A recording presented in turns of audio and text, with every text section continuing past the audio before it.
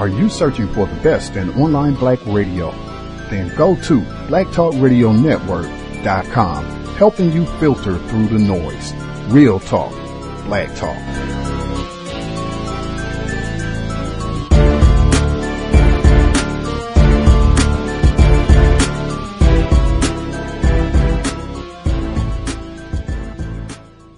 The internet is full of half-truths and all-out lies. We've all seen them, and many people on social media complaining about it. Here's your chance to show and prove. WorldAfropedia.com is a black-owned and operated encyclopedia. There are several thousand articles, but we need help. We can't uncover all the truth ourselves. So please, join us and become a writer, editor, or blogger for WorldAfropedia.com today. Every little bit counts. We owe it to the future generations to put the truth out there. Visit WorldAfropedia.com, the African-centered encyclopedia, a global database of African knowledge for the purpose of bringing about global African wisdom and understanding. WorldAfropedia.com. Okay. So tell me that at each spot, because I remember when you left Newsday to be a columnist at Buffalo, we were thinking, "Wow, that's like great." When you went to each spot, did you think at the time that was going to be the spot? Oh man, when I got to the Post was the destination. I was like, I can relax. Not relax as far as I got to the dream paper, and that to me I was giddy. So it does. You're always giddy. That's true, but you thought that was it. Oh my, 100%. I was like, I'm gonna be the first black female sports columnist of the Washington Post sports section. This is gonna be great. I'm gonna work my way up. So it does surprise me. If other people are surprised that I'm not, it does surprise me. But when I took a step back and sort of looked at a lot of factors, I knew that going to Yahoo was the right move. I know that was like one of those journalistically, let's stop here. But what can you share with particularly young people, because everybody's charting their moves, how they go from here to here. What was instructive about each of those moves, Newsday to Buffalo, because that was traditional. Traditional Newsday, traditional Buffalo. But, and you were columnists, and when you look back, when you watch the tape, the film of those moves, what's critique it in terms of career and what was good for you and why you didn't draw it out? Why you just, So I talk to a lot of classes. I do a lot of panels, and I always make the joke, do not follow my footsteps, because the bouncing around, it can be dangerous. But for me, I think I had reached a point at Newsday where I actually did not want to leave Newsday. And I said, I've been on the jet speed a long time. Where else can I go? Like, is there another lane? And there were no lanes, and no lanes were going to be created in that sports department. So for a long time, I was thinking, okay, how do I be strategic as far as what's my next step? And I always knew I wanted to be at the Washington Post. I think even Buffalo, when Buffalo had tried for a couple years to bring me on board. Now, I love the people in Buffalo at the paper. They tried for a couple years, and when we talked about being a columnist, I said, okay, because how many other black female sports columnists? How many other? There are none now. For a major newspaper in this country, there are none. So to me, it was really important. That distinction was really important. And I felt, some people, because, I'm from Brooklyn, so a lot of people are like, why do you want to go to Buffalo? What do you... Right. And, why would you... Because Buffalo is a smaller market. I saw it as I would be a columnist. And it was very clear to me when the Buffalo News had put on Twitter, we used to do weekly football picks, all the football staff. And it was almost like the Brady Bunch photo. So everybody's photo. Right.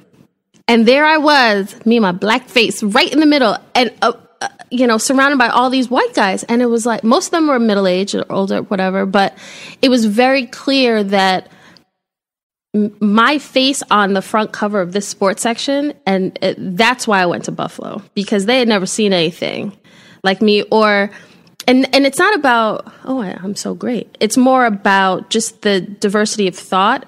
I think also as a woman, just anything, the stories that resonate with me, it's going to be different from what the status quo is, right? Right. So that's why leaving Buffalo was really difficult. Now, Lisa wasn't How there. long were you at? Lisa Wilson wasn't there, or she was... No, Lisa Wilson wasn't there. That's the joke she and I, because she's one of my mentors. And so over a 2-year period, she was like, how do I get you up here? How do I get you up here? And so I was like, I want to work with Lisa. That was the thing. I want to work with Lisa. And then she came to the Undefeated, and I was like, what are you doing? And then shortly thereafter, I was going to Buffalo. She's like, well, isn't this something?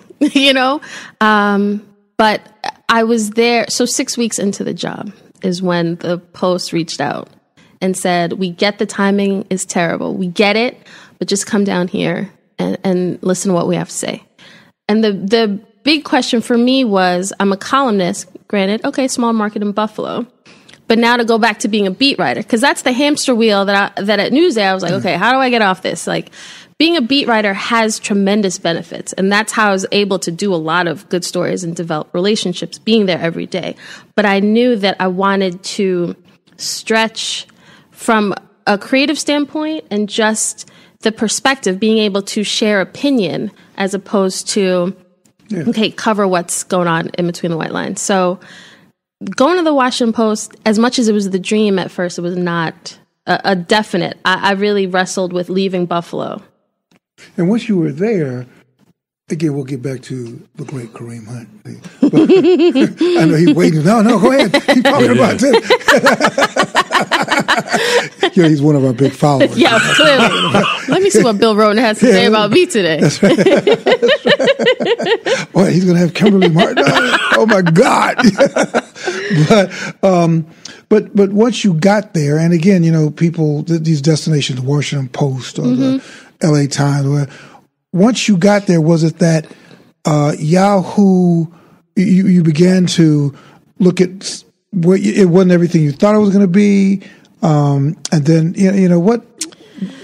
Yeah, what made Yahoo attractive? Although when you said you were at sort of like what you thought would be the pinnacle. Oh yeah, I thought I would die at the Washington Post.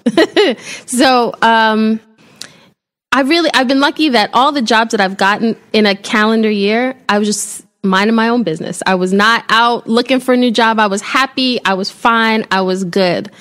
But again, I think when I took the job at the Post, I think they understood that I was pretty clear. I don't want to be a beat writer for a long time. Now, I do understand that from the paper standpoint or the editor standpoint, they're not looking to change the beat every couple of years. They want consistency too. I just there were a lot of factors as far as the beat went, and as far as some of the stories I could tell and the stories that I wanted to tell, and not having sort of the time to tell them while also doing all of the beat requirements. Didn't they have another? There's a black guy there, right? Mm-hmm. Kareem Copeland. Right. So, because I thought that was unique. What part? That you had both of you guys at one point covering the beat, right? Yeah. So when I first joined the Post, it was a 3-person beat, and then I started November. By January, end of January, they made it a 2-person beat. So I think, that factored into it also. But, I just think, looking back, I think it was the dream destination. I wanted to spread my wings a little bit, and I looked. So when Yahoo came around, I honestly didn't think I was I just got to the Post after just being at the Buffalo News. Like, I can't go anywhere. And they'd reached out right before my husband and I were going on vacation to Aruba. And I remember being in Aruba, is it crazy that we're talking about Yahoo? Is that crazy?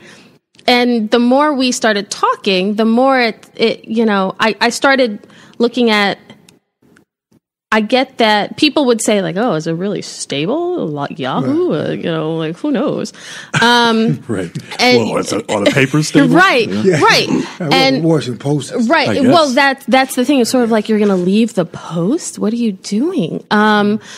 So I looked at it as in 2 years. Let's say the worst case scenario I think is that in 2 years Yahoo says, "You know what, Kimberly, thanks, but you're not really cutting it here. You should just go." I looked at it as in 2 years, what would I be able to do? What would I be able to write, do creatively?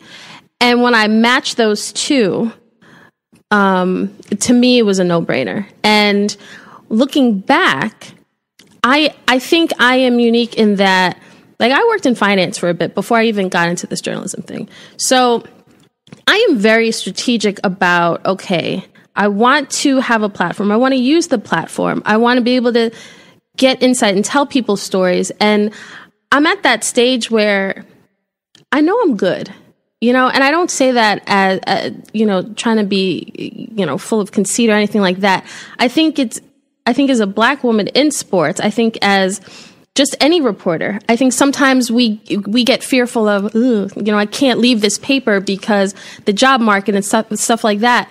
And one thing somebody said to me was, well, if you leave, that's a second job you left. Well, you look like a vagabond. And, Who said that? No, Who said that? well, let me not even go there.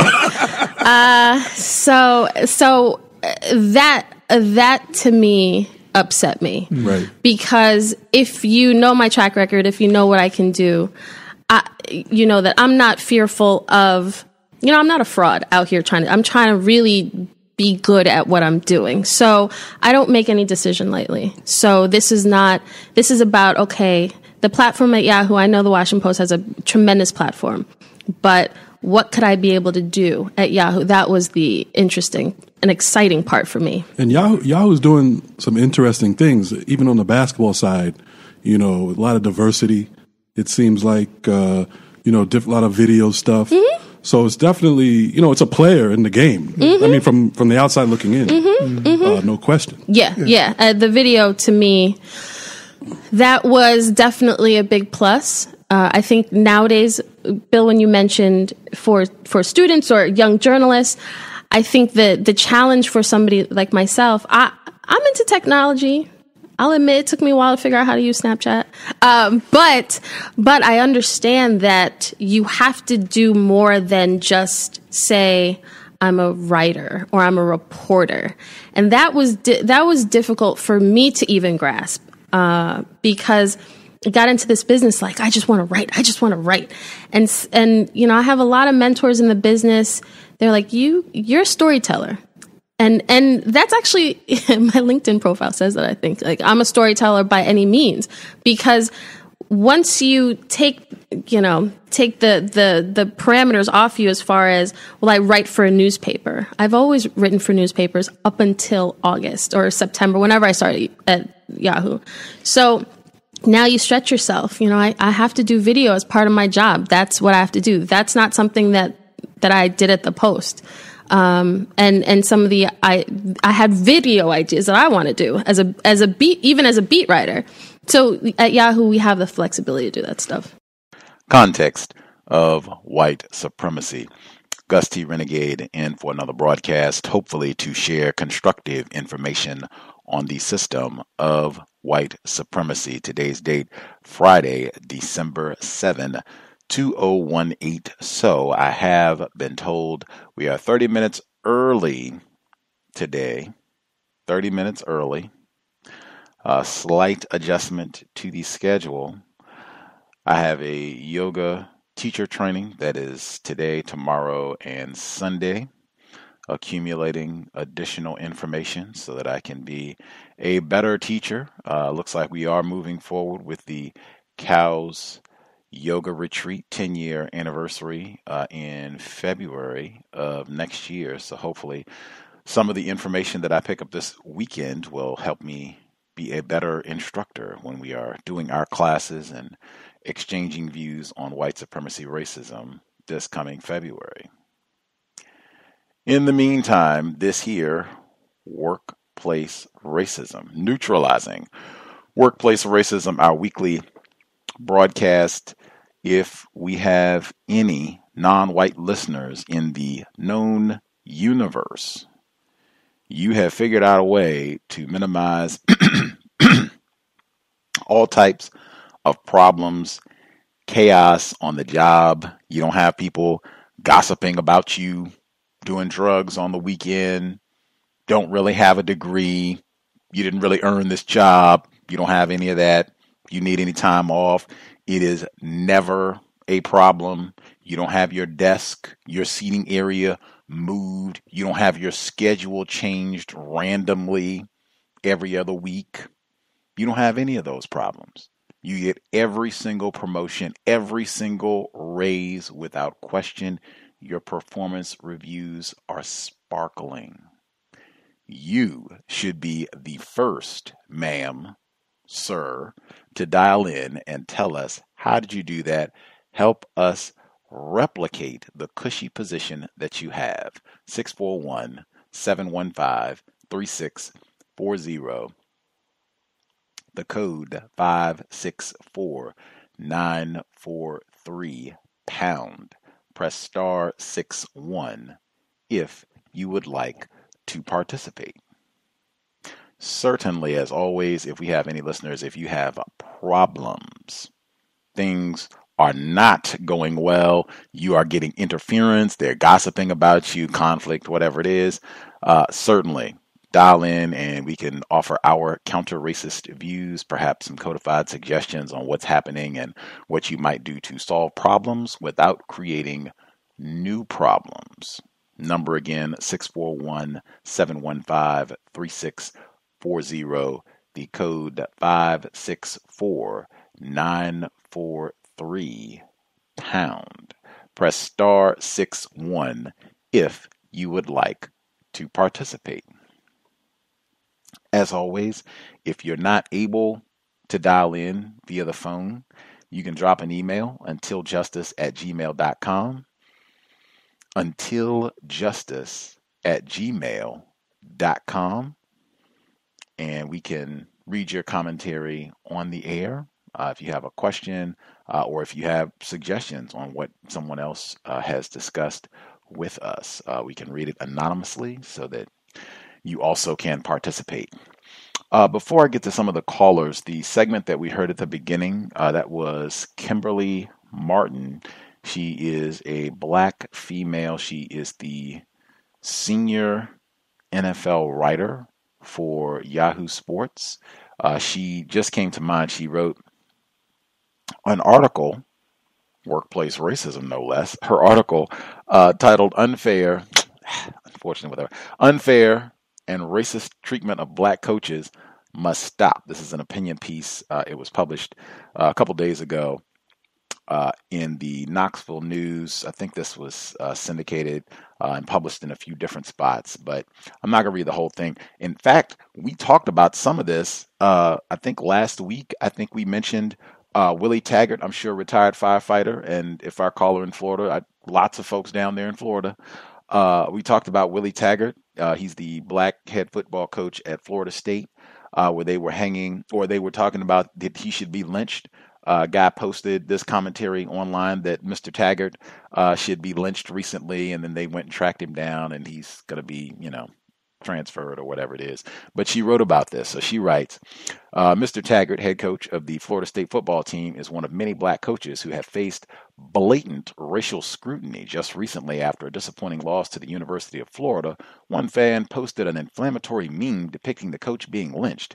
The university quickly addressed the situation, calling it completely ignorant and despicable, but black people knew the deal. As soon as Taggart stepped foot in Tallahassee to coach one of the largest and most successful programs in college football, we knew his days were not only numbered from the get-go, but that he would also face a racial lashing. More often than not, black coaches are fired or forced to resign and do not get a second chance to head coach again. In almost every case, the schools hire a white coach as successor. To date, only one black head coach has been fired and then hired to lead another major college program. Tyrone Willingham, who was let go at Notre Dame, who went on to be hired by the University of Washington. The kicker is that this was more than a decade ago. We have seen no other coaches such as Charlie Strong who have had difficulties despite being pioneers in their profession. I think Charlie Strong is a cowbell, and I think we even mentioned him before in the context of workplace racism because he talked NPR. This is not some rumor or what have you. I think NPR did a report on Mr. Strong and racism specifically against black head coaches. And he said that a part of the problem was that I think he's feverish.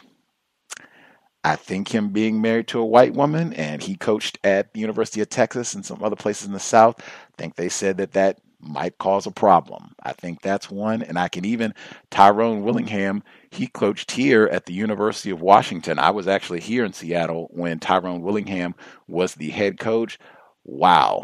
Man, I wish I had the time to go back and dig out all of the comments that they used to write in the Seattle Times talking about Tyrone Willingham and hoping that he gets fired.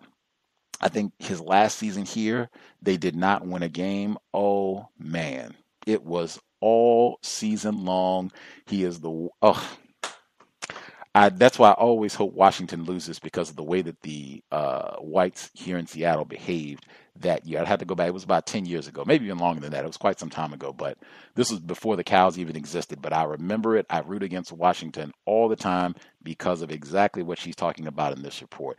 Last two sentences I'll read. And once they are on the chopping block, their days are numbered. The question is, why are white coaches of major programs having no trouble getting other major jobs after being fired, but black coaches fail to do so? Not only that, why are major schools not hiring them? I will leave it up to you to judge whether this is subconscious bias by athletic directors or racial discrimination, white supremacy, racism. And to even the kicker, Steve Sarkisian, he was one of the white, I think he might have even been the white coach who replaced Tyrone Willingham. This guy, alcoholic, he got fired, or he didn't get fired. He went down, took the job down at USC, and big controversy of all of his drinking and ran up all these expenses. I think he got fired or whatever there because of his drinking. He even got hired again. He's with the Atlanta Falcons now, and they'll talk about him like, oh, it's great he's recovered, and what a great example of sobriety and all of that. You can be white and do all kinds of craziness. I think even at USC, I think he was billing alcohol on the job. I think he was taking business trips and billing the USC Trojans. Here, I'm drinking it up on the plane, cognac for everybody, and billing them, no problem. He can get transferred, promoted even, because he went from college to the NFL. Anyway, you can read the whole report. I just read a few paragraphs. Unfair and racist treatment of black coaches must stop.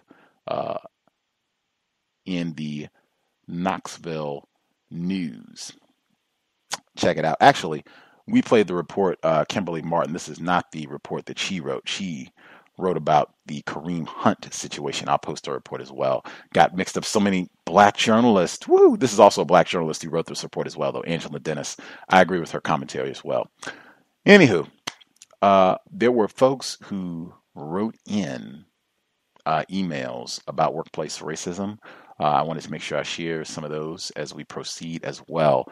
First one, B in Canada. She's written in or called in many times before. And the only reason that I'm reading her email is because she's written extensively about the sabotage that she has encountered trying to call in to share, where she's dialed the number. People have heard her call in before, and she dialed the same number, and it was all this wackiness and saying that the number didn't exist. And I mean, she is north of the border. I don't know. I always suspect racist when it's that type of interference that's so peculiar. Anyway, so she wrote in.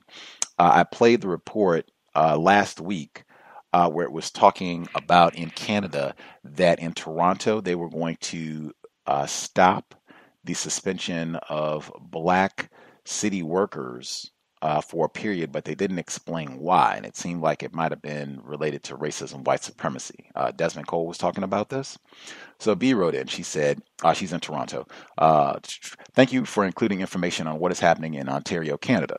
There's been no information regarding the moratorium on suspensions of non-white people within the provincial government occupations. The CUPE union hadn't even publicized this with full-blown ads like they do with other issues. The CUPE union has been very quiet. The thing that I can say, as I'm often contracted to schools that are provincially run and funded, there are oftentimes no black men as teachers. EA, I don't know what that is, EA, or even administrative in many of the Ontario schools. The reporter should have kept it as black people and not mainly focus on black women.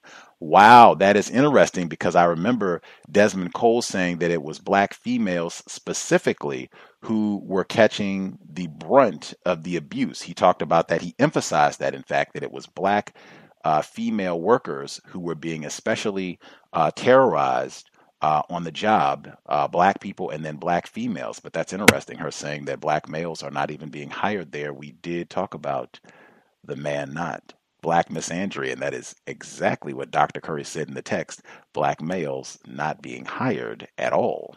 Continuing, the black women that are hired there, in the schools at least, are very few. No more than 4 black staff, mainly EAs. I don't know what that is. Maybe that's like a educational assistant. That'd be my guess. Educational assistant that I've come across in the schools I'm assigned to. When I come into the school and I have been vetted by the school administration, I am often interrogated by other white people shortly after, usually upon exiting from the office, to which I do not answer or even deflect, citing that I do not know them. When I am assigned to a school, it is as a child and youth worker to provide one-on-one support for a student.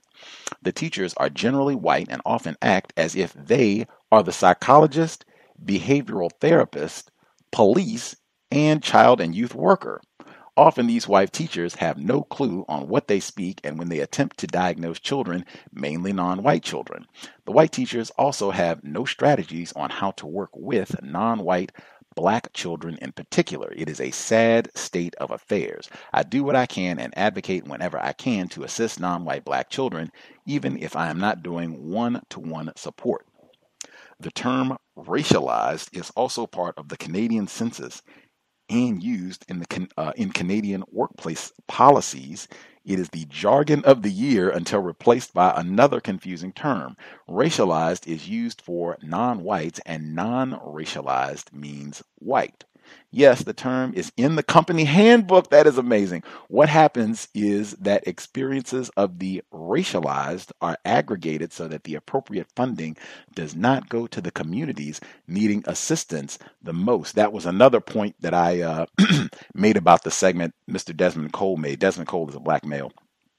Was they were using the term racialized. They weren't even saying non-white people for a lot of it. They were saying racialized employees. And I said that, what does that even mean? Does that mean that white people are non-racialized? That's crazy. And other victims use that term as well.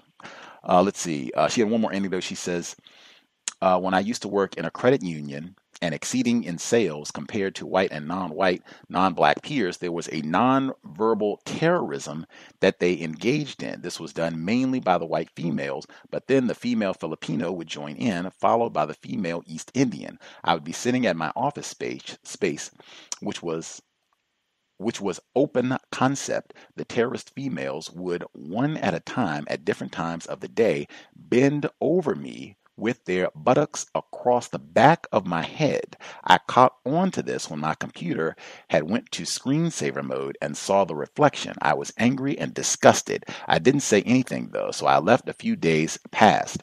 The ringleader was a white female of this terrorist group, so I stepped the same way, angling my behind the same direction on the side of her face while fixing the wires. When I finished, I looked at her and smirked. The terrorist females ceased that method and went on to utilize other methods of terrorism.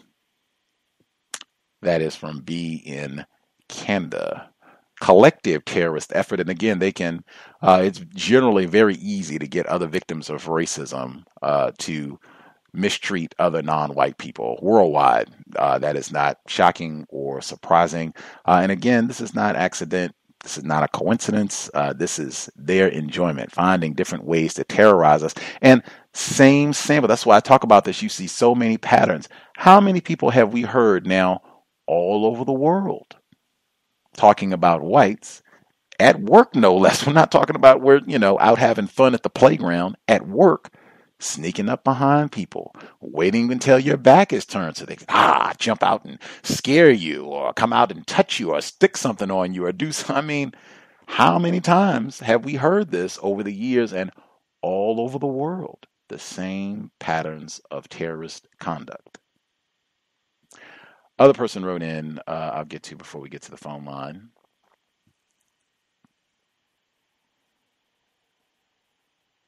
My workday was filled with interesting racist tidbits.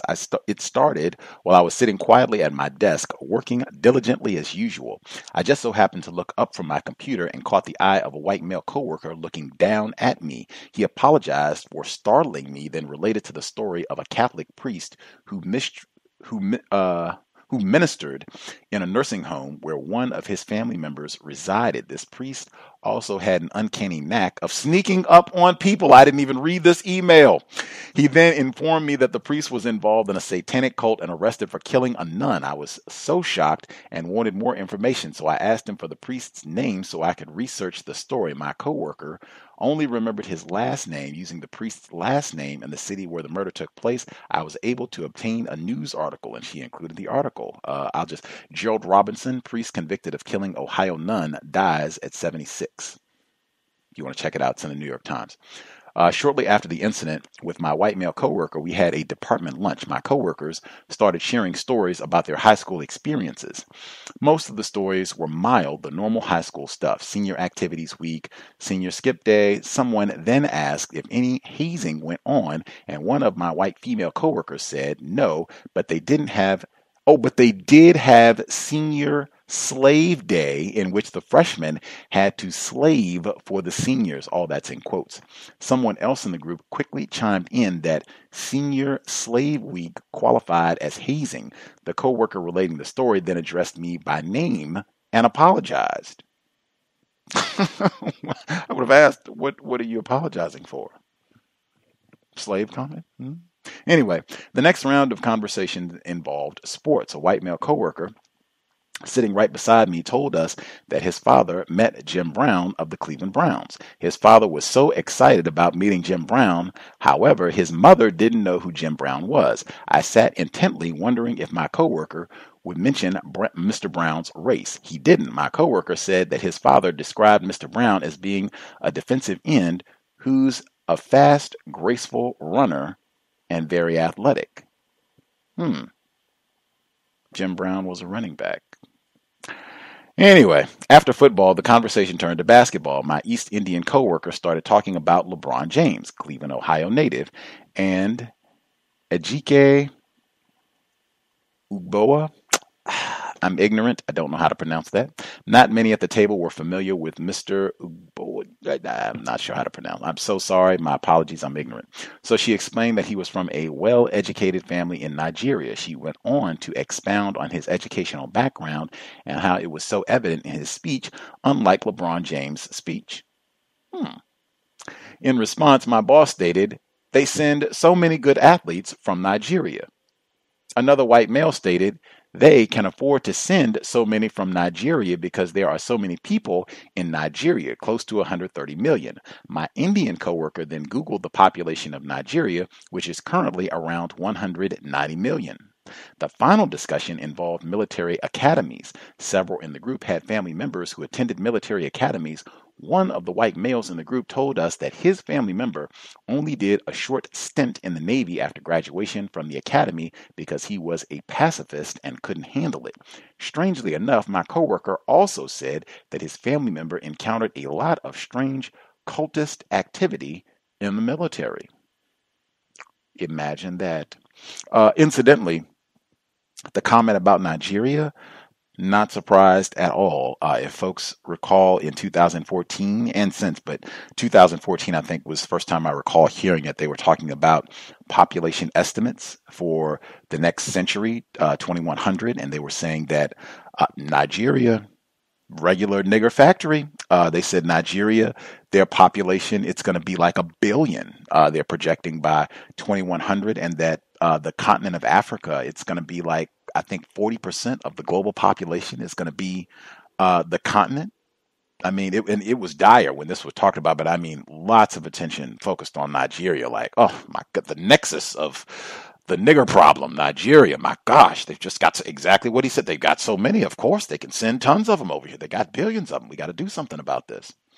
Anyway, thank you. Much obliged, caller who wrote in on this one. Again, you can all do this. Just get information. You don't have to respond.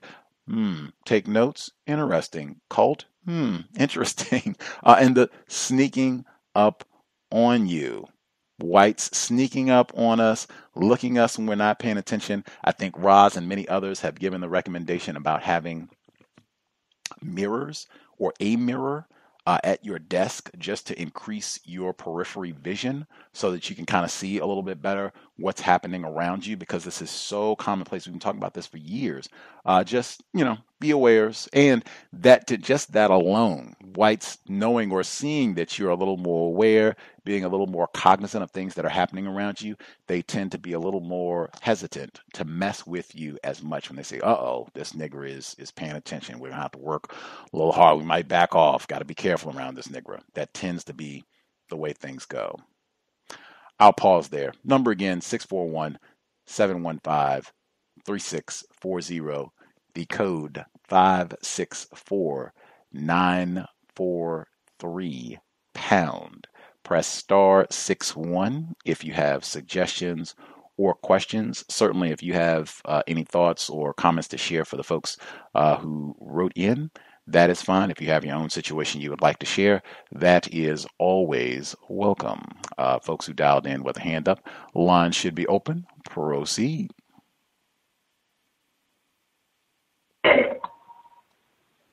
Can I be heard? Yes, sir. Yes, sir. All right. Hello to everyone. I hope everyone's having an okay day. First, I'm going to start off by saying after 3 attempts, I have finally passed my planning certification exam, just to find out that what I believe to be a raise coming forth for passing the exam was at the discretion of my county administrator, so I did not get my raise. But I did get back, but I did find out that the woman who passed the exam a half year before me, she also did not get a raise. So that was interesting. All right, I'm about to read a story from my time in India, me and my wife. It's about 3 pages. If I'm taking too long, I am sorry. I'll just stop the story. So I will begin. On Thanksgiving Day, my wife and I set up for a yoga retreat held at an ashram called Paramath Nikitan in Rishikesh, India. Perhaps I haven't done, personally, I haven't done yoga in almost 10 years since my college days, and my wife does yoga. And when she visited her brother in LA and heard of the yoga retreat he's having back in April, she said she wanted to go. Over the next several months, we had to get new passports and travel visas, along with buying plane tickets and hotel accommodations. We arrived in New Delhi, where we spent 2 nights before heading to Rishikesh. While traveling through India, my wife and I had some interesting conversations. The people of India come in many skin tones, from fair skin to dark skin. I'm heavily dark skinned myself, while my wife is what you would call a light bright, but we both identify as black. As dark skinned as I am, there were Indians with a darker skin complexion than me. We knew this going to India, and yet seeing it made us wonder. There are blacks that are mistreated, harmed, and even killed in the United States under the premise that they are the only victims, that the only victims descend from slavery, but that this is incorrect, as there have been black Africans who migrated to America that have been mistreated, harmed, and killed, like Abla Louima and Amadou Diallo. Nevertheless, with Indians being dark-skinned just like Africans, we never hear stories of Indians being mistreated, harmed, or killed, and my wife and I wondered why not. Maybe it's the hair, accent, or language. Also, though Indians are from the Asian continent, we wonder how they identify racially when they come to America. Do they identify as Asian or maybe white? Back to the yoga retreat. We took a quick plane ride from New Delhi to Durand, followed by a 45-minute taxi ride to Rishikesh in the foot of the Himalayan mountains. While on the plane, my wife and I noticed that the stewardesses had pins on their shirts that said girl power. After arriving, my wife and I checked into our room at the retreat directly next to her brother. As for my wife's brother, as a yoga instructor, he had people from his class who were white and one woman whom I believe to be Chinese. Since getting to India, I've noted that the beds are too short for my 6'1" frame and made worse with footboards on the beds. When we got to the retreat, we assumed it would be the same type of bed. Hearing this, one of the students, a white woman, offered to switch rooms with us as she had a king-size bed in her room. After some thought, we decided not to switch for two reasons. After a second look, we realized the beds didn't have footboards. And two, my wife was uncomfortable switching rooms with a white woman without knowing what she was getting out of it. Also, my wife's brother said she was a little crazy and preferred that the white woman not have a room directly next to his. Fast forward to dinner later that night, and the topic of skin bleaching cream came up. Now, it is worth noticing that if you see advertisements, whether on TV or billboards all over India, you notice that the people featured are all of light skin tone, and the vast majority of Indians in the country are not light skinned. Another white woman who was one of the students asked the question, is skin bleaching a remnant of colonialism, with a confused sound in her voice, for which my wife's brother said probably. Now, it is worth noting that my wife's brother is also light-skinned and lighter than my wife and might be able to pass as white. Second out of 3 pages. When my wife and I first got to the retreat compound, we noted the complexion of the people featured in pictures around the compound, all of a lighter hue. Matter of fact, there is a white woman who renounced her Jewish faith and is now a practicing Hindu and serves as the second highest ranking member of the yoga retreat compound, which made me and my wife wonder how many Indians she's or planned to get her position in India.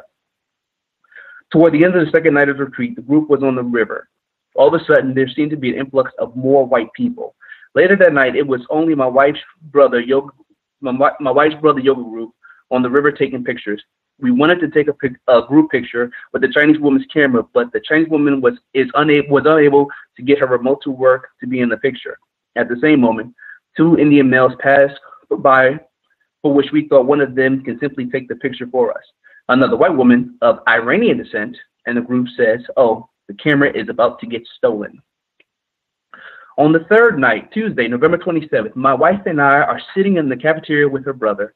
At some point, I turned to my wife and asked her what type of yoga we were doing this morning because I was having a hard time remembering. Then she explained there were types of yoga, Hatha, 2 Kundalini, and 3 Reiki. To help me remember which is which, my wife explained that Hatha was the more popular one practiced in the United States with the stretching and posing, while Kundalini is the more spiritual, focusing on meditation and chakras. Reiki wasn't explained, but we only participated in one single session. Also, my wife was talking about potentially getting certified in yoga, and she wanted to go through a specific person, a black woman named Krishna, who was in her 70s or 80s. It was then that my wife's brother talked about what Krishna has done in yoga when it comes to people of color. Along with being well known throughout LA, because of her, there is more diversity in the yoga community. She helps women to be more empowered, along with helping males to deal with their hypermasculinity. After going our separate ways, I thought to myself, maybe I should have asked her brother for definitions of some of the words he used and the purpose of diversity. After completing all the yoga workshops for the day in the afternoon, prayer along the Ganga River, my wife and I headed back to the room. While we are walking into the building, a white male stops us and asks if we are part of a yoga guru's group, for which we respond no. After that, we part our ways as we reside on different floors. Then all of a sudden, he follows us to our floor, referring to me as brother, then asked if I would like a 2019 calendar, for which I said sure. The calendar was the size of a playing card, and one side had the picture of Guru Baba, whom I perceived to be a black male because he had a kinky afro. On the fourth night, Wednesday, November 28th, my wife and I are sitting in the cafeteria for lunch when we are initially joined by the woman whom days ago asked if skin bleaching is a remnant of colonialism. As she talks to us, she inquires about our upbringing, and we inquire about hers. She eventually reveals that her father is Indian and her mother is white. Curious, I asked her how she identifies, and she said she's mixed race. She identifies as other. Then I asked if her father identifies as Asian. She said she's not sure, but if she had to guess, he would identify as white and was probably into skin bleaching. When she was a child, she grew up in New Jersey. In her neighborhood, her family was the only non-white family, and the other little children in the neighborhood referred to her as nigger. Aside from that, her father was abusive and broke her bones when she was a child and lived in a foster care, lived part of her life in foster care. Because of her upbringing, she has dedicated her life to foster children. Third and final page. On the final night, Thursday, November 29th, I had a conversation with my wife about how the white male and females are dressed when they come to morning and afternoon hatha. One of the rules in the ashram is attire. You must cover up, and you cannot wear shorts or revealing clothing. There were white people wearing shorts. The white women were wearing tight-fitting yoga pants and sports bras. In contrast, Indian culture is highly conservative about how women appear in public, so much so that the airports there have separate lines for women when they are going past the security screening, in which they get the security wand in a privacy booth, as opposed to men who get the security wand in the open. During the Kundalini yoga class, one of the white women said something interesting at the very end of, when we were about to take a group picture. We should hold up our Kundalini gang signs. I wonder if the U.S. government is going to round up all these dangerous Kundalini identity extremist gangs. Later, while on the field trip to another nearby ashram where the Beatles band once visited, my wife would go on to comment about how white women love taking pictures and yoga poses to demonstrate how spiritual they are, usually to post on Facebook. While going to pick up scars from a seller, we ended up in his apartment where we had an interesting conversation. The man is of Indian descent, yet he identifies as Australian. He spoke very proper English. I asked him if he identifies as Asian because India is on the Asian continent, and he said no. We went on to have a conversation about the caste system in India, and I asked him which came first, the caste system or racism. He wasn't sure. Then I asked which has been more harmful, and he replied racism. I asked him if I'd be considered to be of the untouchable caste in India, and he said no. I'm just seen as exotic here. Ironically, in the same breath, he said that his family has married people from all different races except black. Now, listening to this man speak, he's very knowledgeable, university educated, well traveled, and yet there were statements that we had to remember. BGQ. He said that a white woman whom is his friend said something racist, but he knows for a fact that she is not a racist. You fight racism with love. He believes that white people are becoming less racist. He believes that as kids from different backgrounds intermingle, they will become friends and even marry, ridding the world of racism. The sixth day, Friday, November 30th, my wife was having a conversation with a woman whose father is Indian and mother white. Sometime during the conversation, the woman called my wife a monkey under the rationale that she calls everyone she likes a monkey. On the seventh day, Saturday, December 1st, the day we are to come back to the United States, we spent the day walking around town and getting some last-minute shopping done. While getting soda from one of the shops, one store owner asked me if my hair is real. Fast forward to Monday, December 3rd, I'm back to work. I'm telling some of my coworkers of my trip. My manager asked me if there were any emaciated cows, for which I said no. Another coworker tells me of trips she used to take to the Dominican Republic and commented how even though people there don't have much, they are still happy, for which I reply, I've seen more poverty in the U.S. than any other nation in the world. And that is the end of my little journal from my India trip. I'll mute my line. Well, much obliged for sharing. We went full circle and came all the way back to the office. Wow. Hit my soft spot. Yoga retreat and everything in India. Amazing. Wow. It's so much to respond to. I guess I'll go to the tackiness at the end about, did you see any emaciated cows and how much poverty they've seen at the Dominican Republic. I again encourage, if you have the fortune, the opportunity to do some traveling. I think traveling is amazing. Most of the time it will simply confirm racism, white supremacy, global problem. But if it's still great to travel. If you get the opportunity, I would not share that with coworkers either way, before or after. I wouldn't be chatting it up. This is where we were. I mean, if you got to take time off, it sounds like you had a wonderful, lengthy stay. So I'm sure there are going to be some, question. Where's this nigga going to be doing for, 7 days? What are you doing?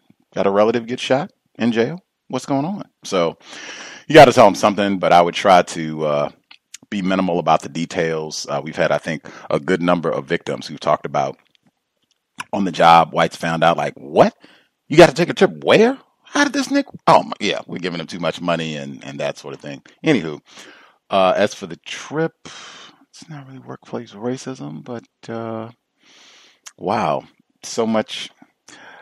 Well, yeah, it's not really workplace racism, but quite a bit could be responded to. VGQ is always good to remember anywhere in the world. If you're talking to another non-white person, I think that will work. VGQ, whatever they have to say, that'll probably work as well. VGQ, But no, I do not think whites are becoming less. If anything, what he said, they are becoming more refined. They are getting better, more skilled at being able to do the exact same thing that they've always done and have the victims be fooled and think that they are doing something less or not being racist at all. Incredible. Worldwide. Yoga retreat, February 2019. We shouldn't have any whites, so you won't have to be worried about being called a monkey by someone or any of the other difficulties. Were you going? Where are you having the yoga trip? Because my wife wants to come to that. I believe we're going to do Tennessee. Trying to get all the details ironed out so we can have a nice flyer to post and share all the details. But I'm thinking should be Tennessee. I really wanted to do Seattle, but I could not justify. I would make it way more expensive because most people are not here and lots of other things. But should be Tennessee. Gotcha. But yes, y'all should be able to hang out, do some yoga. Will be grand, and without whites being present. Woo! Other folks, much obliged again for the notes. Took a whole journal of his vacation experience as it relates to racism, white supremacy, and even the return and the tacky responses from the coworkers. Wow. If you have commentary to share, or if you have your own situation, number again, 641-715-3640, the code 564943 pound. Press star 61 if you would like to participate.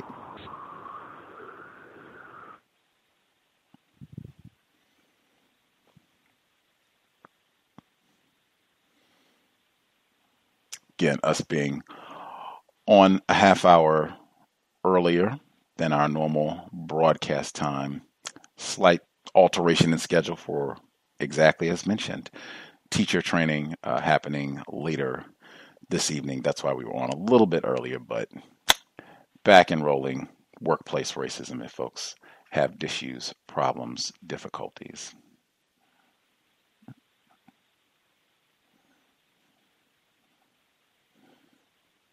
Well, while folks are lollygagging, I will, one, if there are no problems and you are not having any issues with the whites or non-whites on your job, you can certainly invest racism-notes.blogspot.com. You'll see the PayPal button in the top right corner, or you can visit the Amazon wish list. But certainly you can invest in the cows if things are going that well on your job. Again, this is, I forgot to give my preface, this is certainly not a broadcast for spectators. There are many other things we could be doing with our Friday. At a Friday evening in December, for those who are participating in the holiday madness, you could be shopping or whatever else. Workplace racism is certainly for folks, non-white people, victims of racism, who are having any sort of difficulties in the workplace, on the job, problems, and or if you figured out solutions. I always emphasize that as well. If you figured out some things that work, we certainly need to hear that. Like, this is something that white people sneaking up on you. this stops that. If you want to make sure that you get that time off, this is the way to do it, that whites will generally honor, the policy and go ahead and give you time off. That sort of thing is always needed. So certainly not for spectators, share. I even had my own workplace racism. I did meet with my prenatal yoga instructor, the person who did training, white female, suspected racist. I met with her this week, and I told her the whole reason that I wanted to do prenatal training was teach Black moms. Non-white moms really need this information. It can be so helpful in the birth process for mom, baby, everybody involved. And so I said, that's my mission. That's my why for doing this. And so she contacted, said, hey, let's follow up, have a chit chat. She remembered my mission. She said, let's sit down.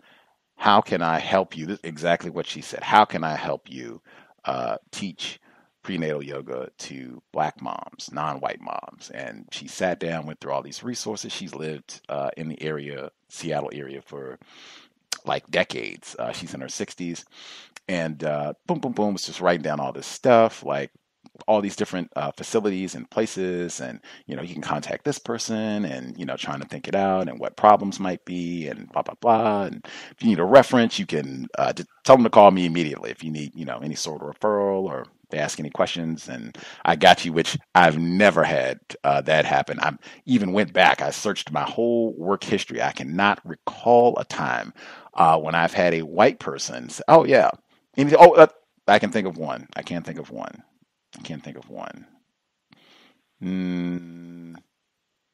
Maybe two, but it has been very infrequent for whites to be willing. Yes, no problem, Gus. Referral, reference, no problem. Anybody says anything, give them my number and I got you.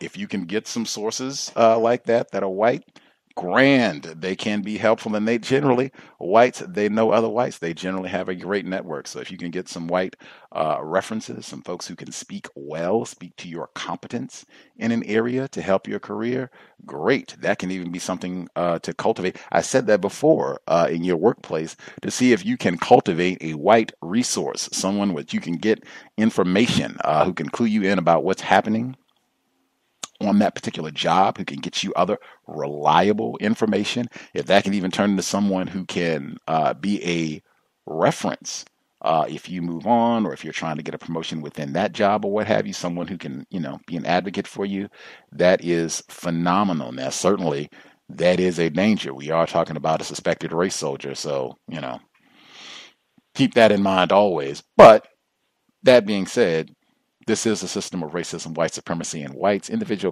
individuals classified as white have lots of power in the workplace. But that did happen. I certainly will report back, because she said explicitly, what can I do to help? What can I do? What do you need from me to make this happen, to reach out? And I said, wow, I will.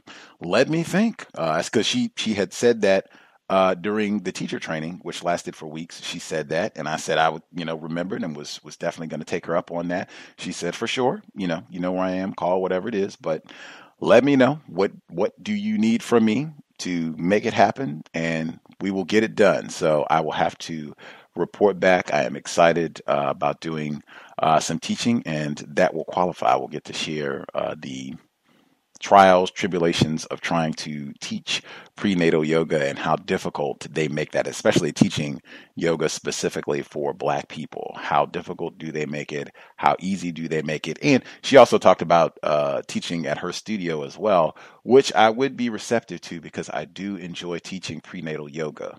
When I talk to Black females about possibly pursuing this venture to begin with, they said, you should teach to white women and charge them significantly, because prenatal yoga can be a pricey pricey endeavor. Like that's how it's marketed. Like this is a niche practice. You can make quite a bit of money. And they said, yes, you should. And you should have a solid workplace code about how you do it. One of the things that I really appreciate about prenatal yoga is you don't have to do a lot of touching. So that the Bill Cosby factor would be greatly minimized because you don't have to do all that pawing and, rub down here and grab all this. And, if they're pregnant, so they're a little more sensitive about being touched. So you can be very hands off and just give verbal cues about, what the postures are going to be and that sort of thing. So I will presumably perhaps have much more to share for workplace racism, particularly if that happens, if I'm doing any teaching with white women. Wow. But either way, I will keep you all posted. Folks have commentary, 641-715-3640, the code 564943 pound. Press star 61 if you would like to participate.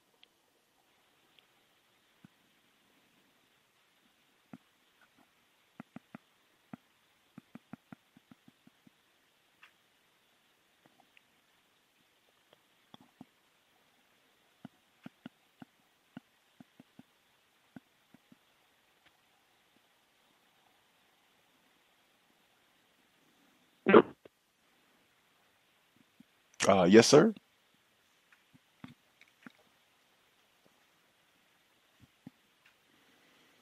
Or I did hear, and then I did not.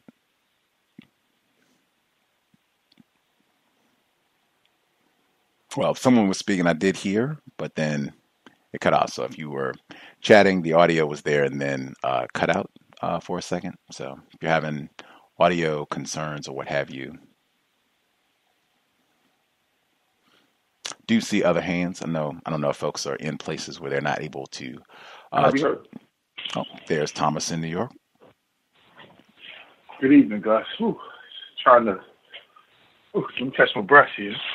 Good evening to all. Gus, I can't think of I know you're totally against it, but I can't think of a place with a lot of black people that will be interested in yoga. Even prenatal, a bunch of a place where you'll have a lot of black women pregnant at the same time, other than like New York or Chicago, maybe Atlanta.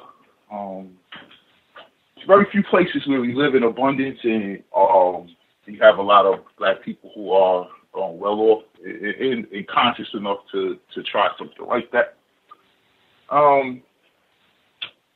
Man, I had a hellish work week, office moving. I was designated the boot strength. I tell you this, everyone was pushed to the limit to the work capacity to get all this done. And, I knew that white people, for the most part, would rise to the occasion when it's time to get stuff done. They usually do. I was very disappointed in the African brother. He showed a lot of white tendencies. What you expect, stereotypical white laziness tendencies. I was very appalled with him. Had to have words with him. Black like brother of hell.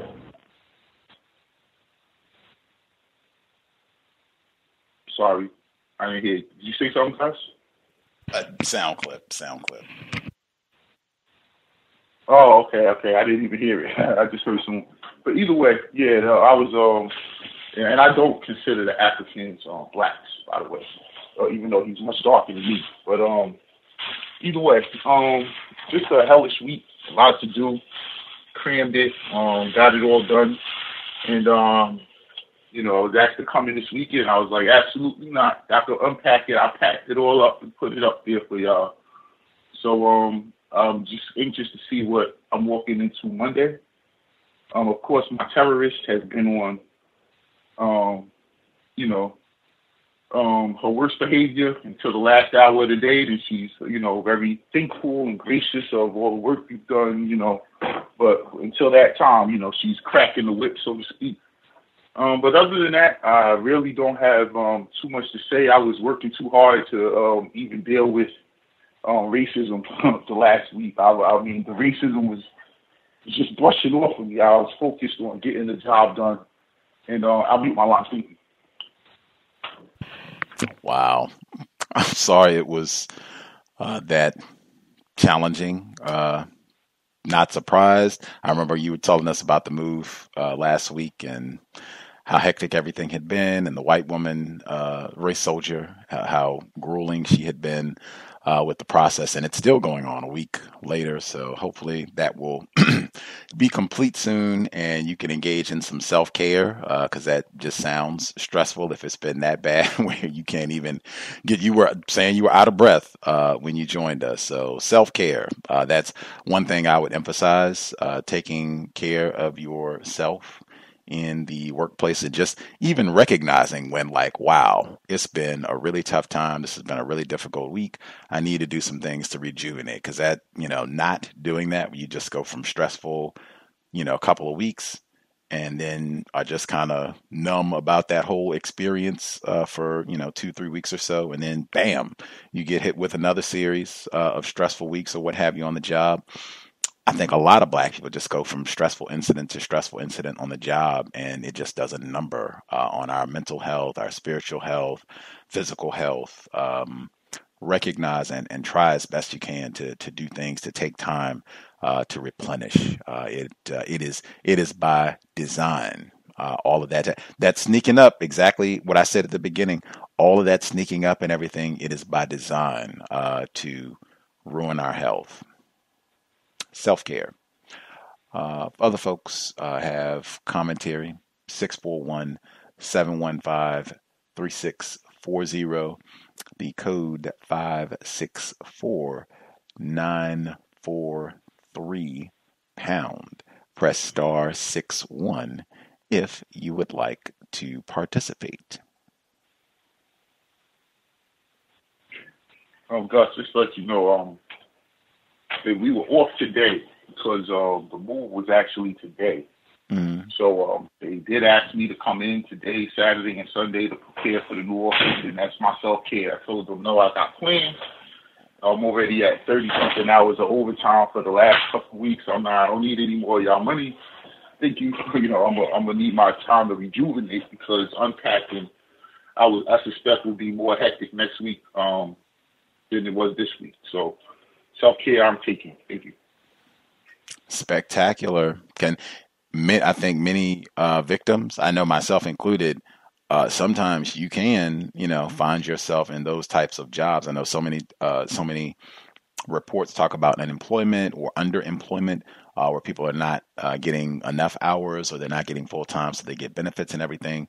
You might get one of those jobs where you are full time. You are getting full time hours and benefits and what have you. Still not, getting adequate compensation, but at least you are quote unquote full time, and you're getting your 40 hours, or you're getting way over 40 hours, where it's, hey, get this extra shift and get that extra shift. And, we always got hours. We got, as many niggers as we can get, on the plantation. We always need more niggers, and niggers that want to stay late, whoopee.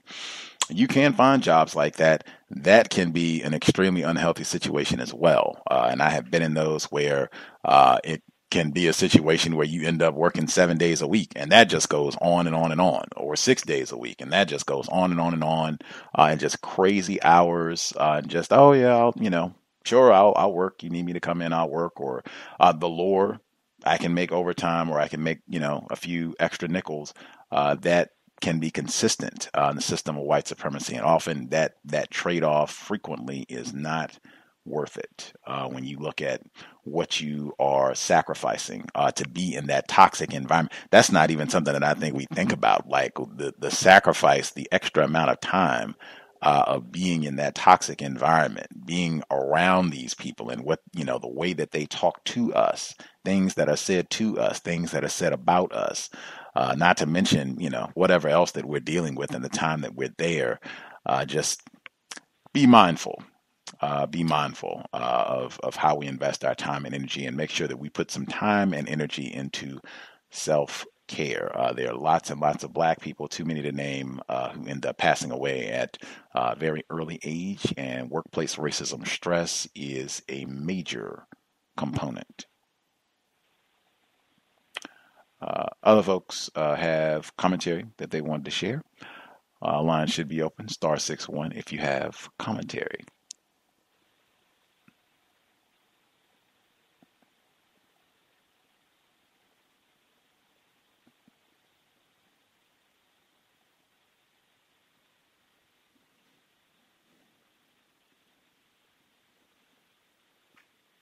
Again, and if folks are spectating, please invest. Since you all are spectating, I will make sure I get my question in as well. Would be the correct term.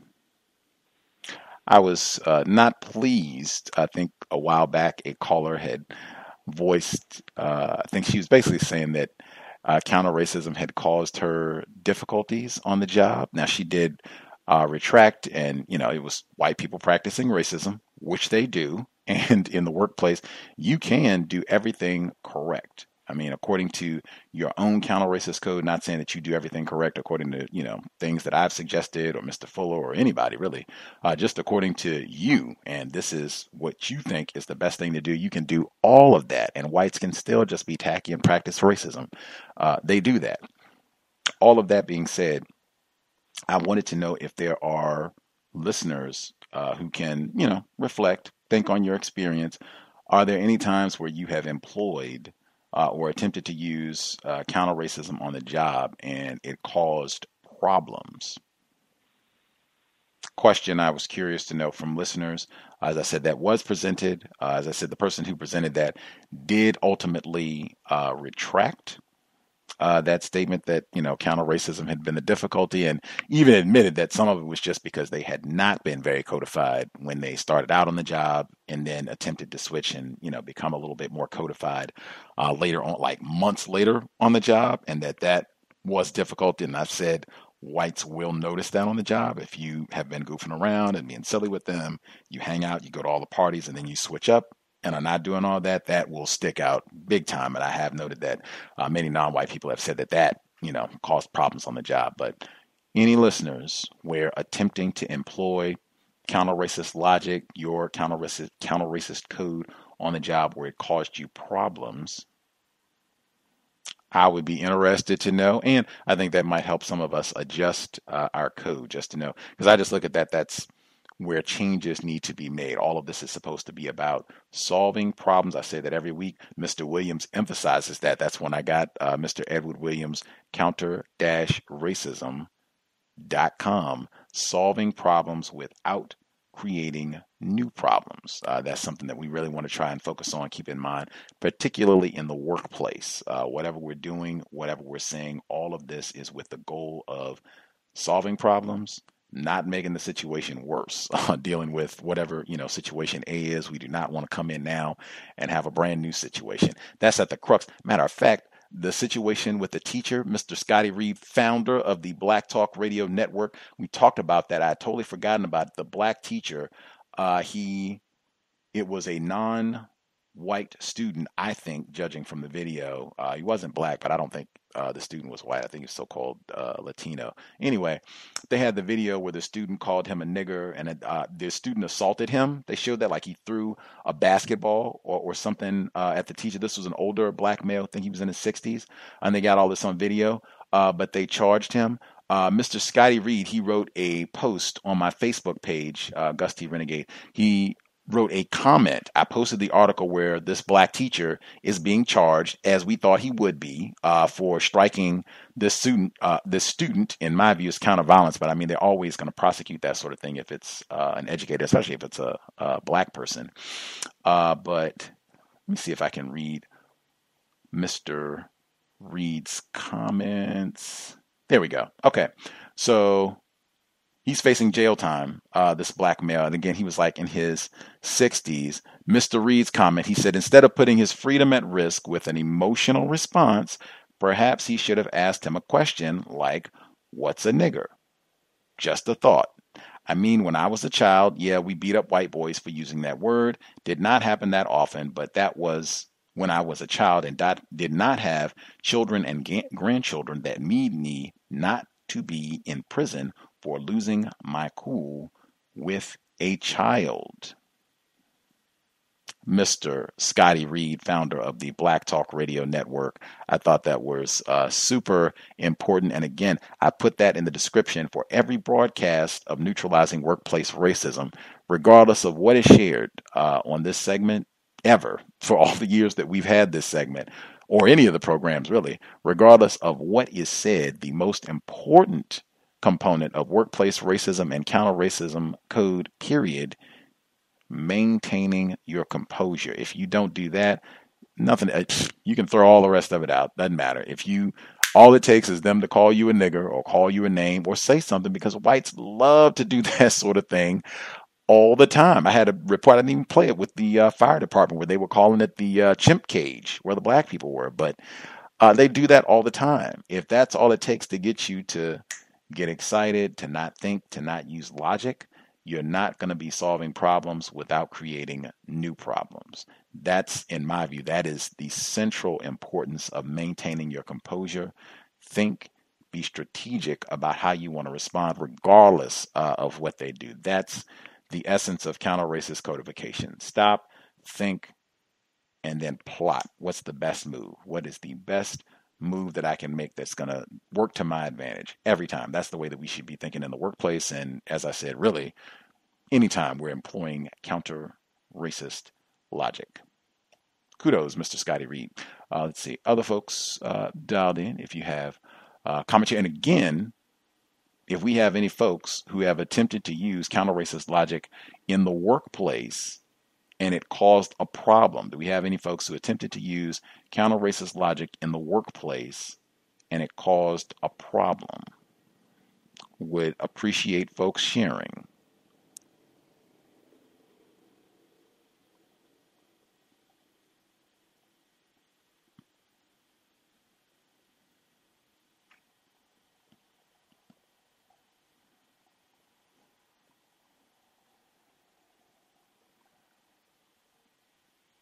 I reckon they're still spectating. We'll see if folks get their thoughts together, if they want to share on that or any problems. I'm still a tad raised eyebrow if folks are just hanging out and there are no issues, no difficulties. End of the year, winding down, and nothing popped up on the job. No problems. Not even any suggestions for how we have dealt with everything that transpired in 2018.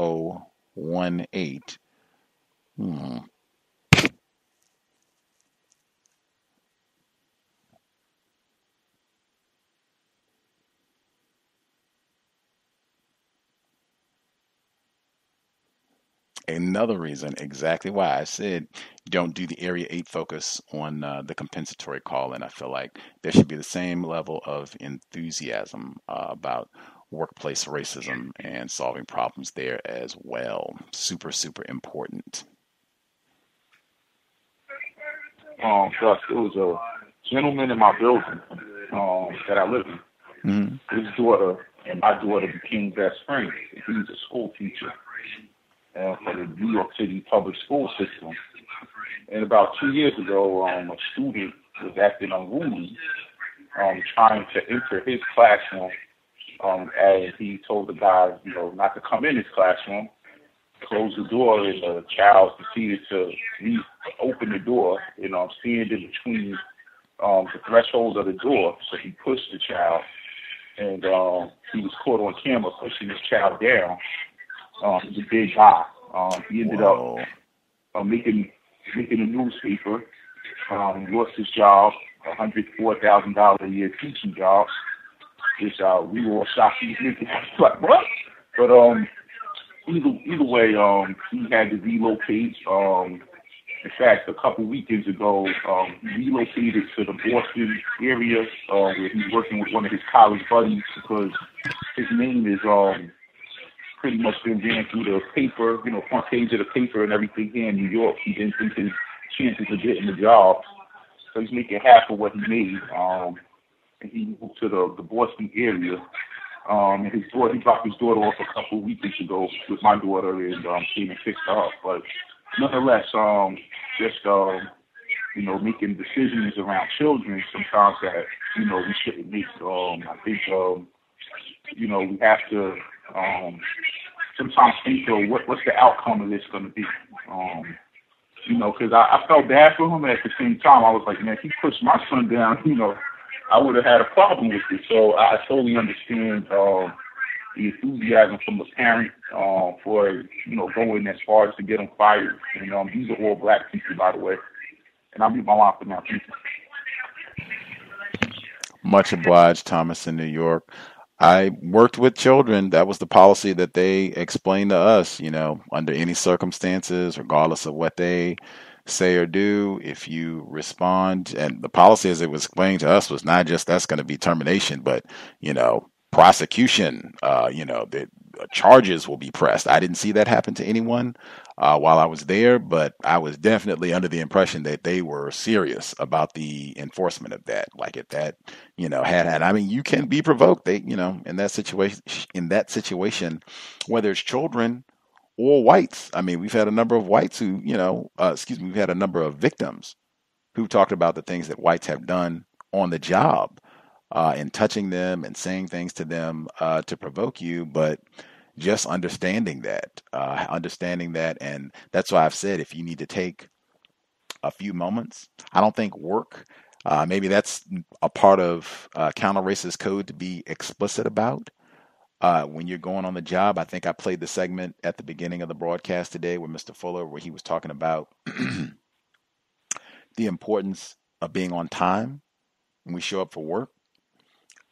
Being on time, showing up early. I think Mr. Fuller, when he said he was there for like 3 decades and he was never late, something crazy. But I mean, he lived really close. He lived close enough where he could walk to work, which is, spectacular, super convenient. Being on time, I'm going to be there, 15 minutes early. Just that is my schedule. Whatever. If I'm supposed to be there at 9:30, then my time to be at work is 9:15. Like making that a part of our counter-racist code. And when you're there that early, you can take that way. You can take, if you have to work at 9:30, let's say, okay, we get there at 9:10. You have to work at 9, we get there at 8:40. That way you can take 10 minutes. You can sit in your car. If you commute, you take the train or whatever it is. You can take 10 minutes and, just find a quiet spot. If you're in a warm environment, lucky you, you can sit outside. If it's cold, you can take 10 minutes and just gather yourself, calm yourself.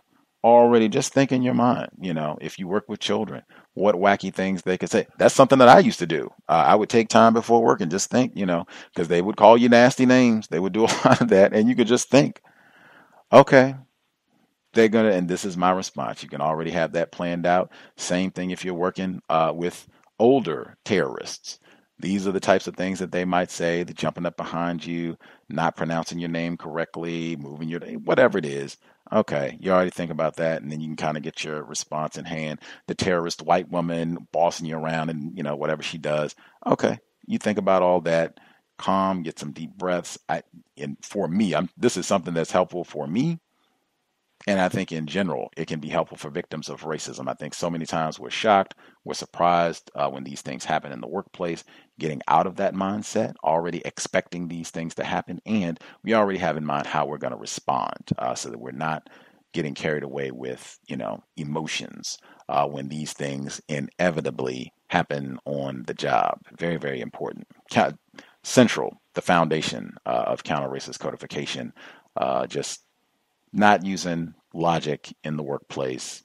You can certainly, we do have feelings about these things, but that's not going to drive our decision making. Solving problems without creating new problems. For other folks, if you have any folks who have thought times where attempting to use counter-racism on the job actually caused a problem,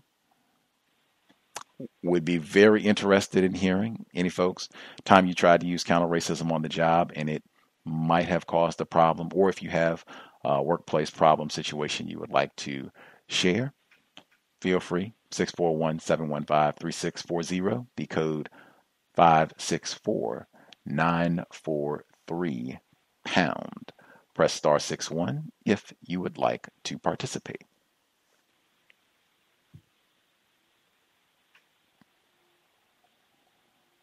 Can I be heard? Greetings, caller in Florida. Yes, sir. Thank you very much, sir. Greetings to Gus, the host, the listeners and callers. I can't really think of any time my counter-racist code caused any problems. It's always, as far as my thinking, ever since I've been listening to the program, it's been just positively effective when I've put it into practice. But some incidents I wanted to share were, the first is that there was this white woman that came in, and last week I spoke about how when it comes to the customers that come in, there's a code word I think they've been using called sovereign citizens or something like that. And I think they are primarily describing black people when they use this term, but they don't tell me. And when I ask the question, because that's what I do when someone uses a term, what is exactly a sovereign citizen? Like, how do I tell by what they say and do? And the answer I got, she said, "Oh well, he just started using." They tend to use vulgar language. They start cursing every other sentence. That's all she gave me. So I remembered that, and she said that she started to. Well, she said he made her feel like he was threatening. He was having a threatening approach, but he was nice to her. So she was pretty much expressing her own racism, and how she perceived black people or whatever. Even though she said that he was, I guess, in a physical way, and how his demeanor was, he was being nice in his behavior. So I wanted to start out with that because I was talking to the supervisor, and I asked her, I said, there was this customer, because this happened on Wednesday, and it was a white woman, and she came in, she sat, and she said, well, I want to know, can I get some copies emailed to me? I said, well, it would be $1 per page. And she's like, oh, I got to pay for them? I said, yes. I said, it doesn't matter whether you get the physical paper copies or if you get them electronically, email and whatnot, you still have to pay the $1. That's the policy. So she was like, well, who can I speak to? And I said, she actually asked for the person's name. So I said, okay. Politely accepted the request, and I went to ask the departmental so-called black supervisor, and she went to go get the white person. So she was basically saying like how these laws are just, as she said, screwed up, and she was going into vulgarity. She was using malediction, curse words, and everything. So now I wrote this down, and so when the attorney, they use the term legal counsel. I try to remember these words. They don't never call this lady a lawyer or an attorney. They use the term the office legal counsel. So the clerk, he came out, and they were looking over the Florida statutes on the site, and they couldn't click on the certain links to get in to where they can delve into talking about particular statutes. And the lady just wanted to get free copies because she said she was claiming indigency, meaning like you don't have any money. I guess you destitute or whatever. But I guess she looked, as most people would say, well-to-do, like she do have money because they can be deceitful. So I don't know. But she was saying she was indigent, and they told her to come to our side. So now they're talking, and the law said that they're supposed to charge $1. She's like, maybe it can be some leeway in that. It doesn't necessarily say this and this and this. So they were going back and forth for about 3 to 5 minutes. And the so-called legal counsel comes out, and now I'm gonna say this white woman was very well versed in the legal, what they call legalese, and talking to attorneys. So they were kind of clashing with each other or whatever, metaphorically. And she was asking, oh, well, do you have a computer? And the response she gave was like, hey, who are you talking to? You're talking to someone who's indigent. I don't have a computer. But the lady is saying she's talking about emailing, so she could, once again, be practicing deception. So now this is deep because they were able to give her a request form so she can log on to our database and print out copies for free. So I know, Gus, you used that phrase, what does it mean to be white? I would submit that as an example to start out, because I don't think a black person would be afforded that same advantage and power. And my next one is, there was my black female coworker. She made a comment about herself, and I thought about Dr. Wilson for some reason. She was saying like how she was going to cut all her hair off to start the new year, 2019, next month. And she was talking to another black female, the older one, who's the departmental supervisor. And she's like, well, I'm gonna just cut it all off. And then she was like saying, you know what, I'm gonna have to wear makeup every day. And then the black lady was like, why? What are you talking about? Oh, because I'm gonna have to wear makeup every day because I don't want to look masculine. So the response was, oh no, why would you say that? Why would you say such a thing? And she starts giggling and laughing. So that was one quick one. My third one is, this was a white man who was speaking to the lady on my first one, and she was filling out a request. So I heard him say, I'm going to go back to my office, and once you're finished, you can get, and he used my name or one of the other people over here to come fetch me, to come fetch me so we can finish this up. It was like really quick. So I jotted that one down, wrote that one down, because that sounds like you're talking about an animal or something of that nature. And there was another one where there was an email that went out about earbuds, earphones, and cell phones. So this was confusing to me because the supervisor walked over to the other building to have meetings because for some reason they discontinued having the supervisor meetings in our building. And she said she sent out an email talking about how, well, we don't want to have, if you deal with customers, which I'm one of them, I'm one of those kinds of employees, I do help the customers out. The email said, and the wording was very particular, it said, we want your cell phones out of sight, and out of sight was in bold text, and it listed all of our names on it. This is especially addressed to yada yada, like all of our names was listed. And then the ones after that, if you don't deal with customers, it was worded, well, we don't want you to have your phones on the desk, preferably away from the desk. It didn't say out of sight.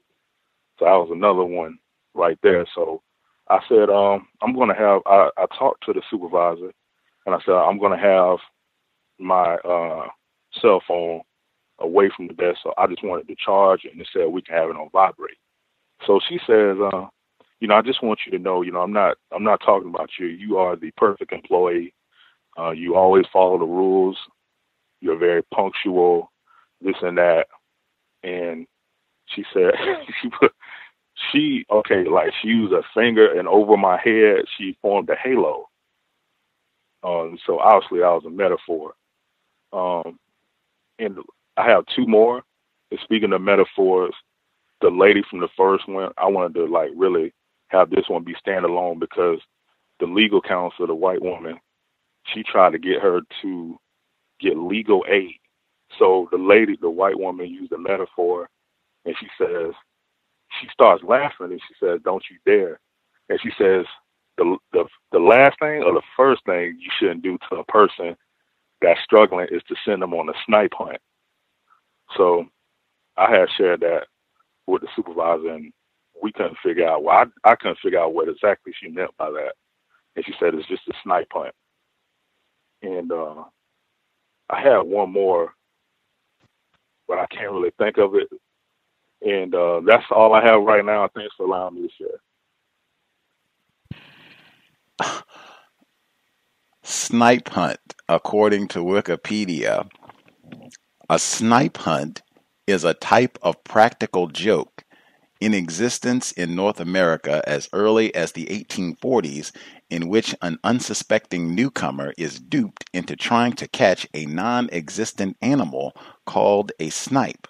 While snipe are an actual family of birds, a snipe hunt is a quest for an imaginary creature whose description varies.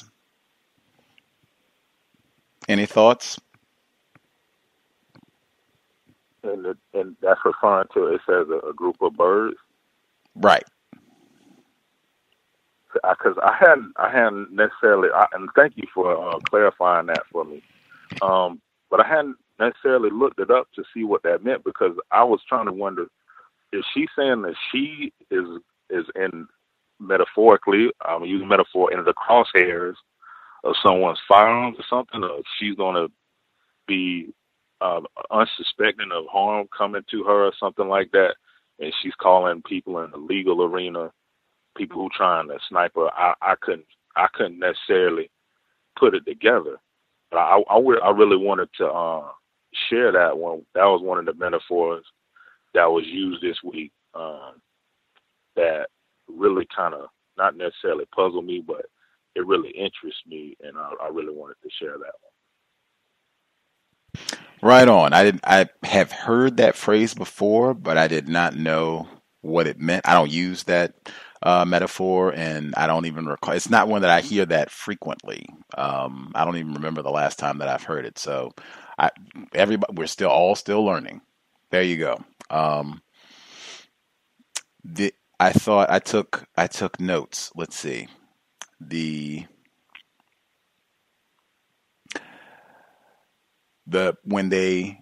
indigent suspected racist, and they gave her access to the computer so she could get, her documents without having to pay the fee. Mr. Fuller, he spoke, this was a while back, he spoke about being meticulous, right? We talk about taking notes on the job when incorrect things happen, when we're being mistreated, which we absolutely should document all the racist jokes and anything else that happens on the job. But he also talked about documenting these types of incidents as well, because he said, hey, this sort of thing happens on the job where you say, oh, okay, this, white woman, she's indigent, oh, okay. Oh, so we can, oh, okay. So the rule says that it's $1 per page, email, or if you get the physical hard copy, it's $1 a page. That's what it says. But on this date, December 7, 2018, indigent white woman. Hey, I do not have a computer. Do you know who you're talking to? I'm an indigent white woman. And they gave her access, and she got to print her documents with that. Oh, so if this was done once before, we could do this again. I'll keep that in mind. So now, if a black person should come up and they say, hey, I'm indigent.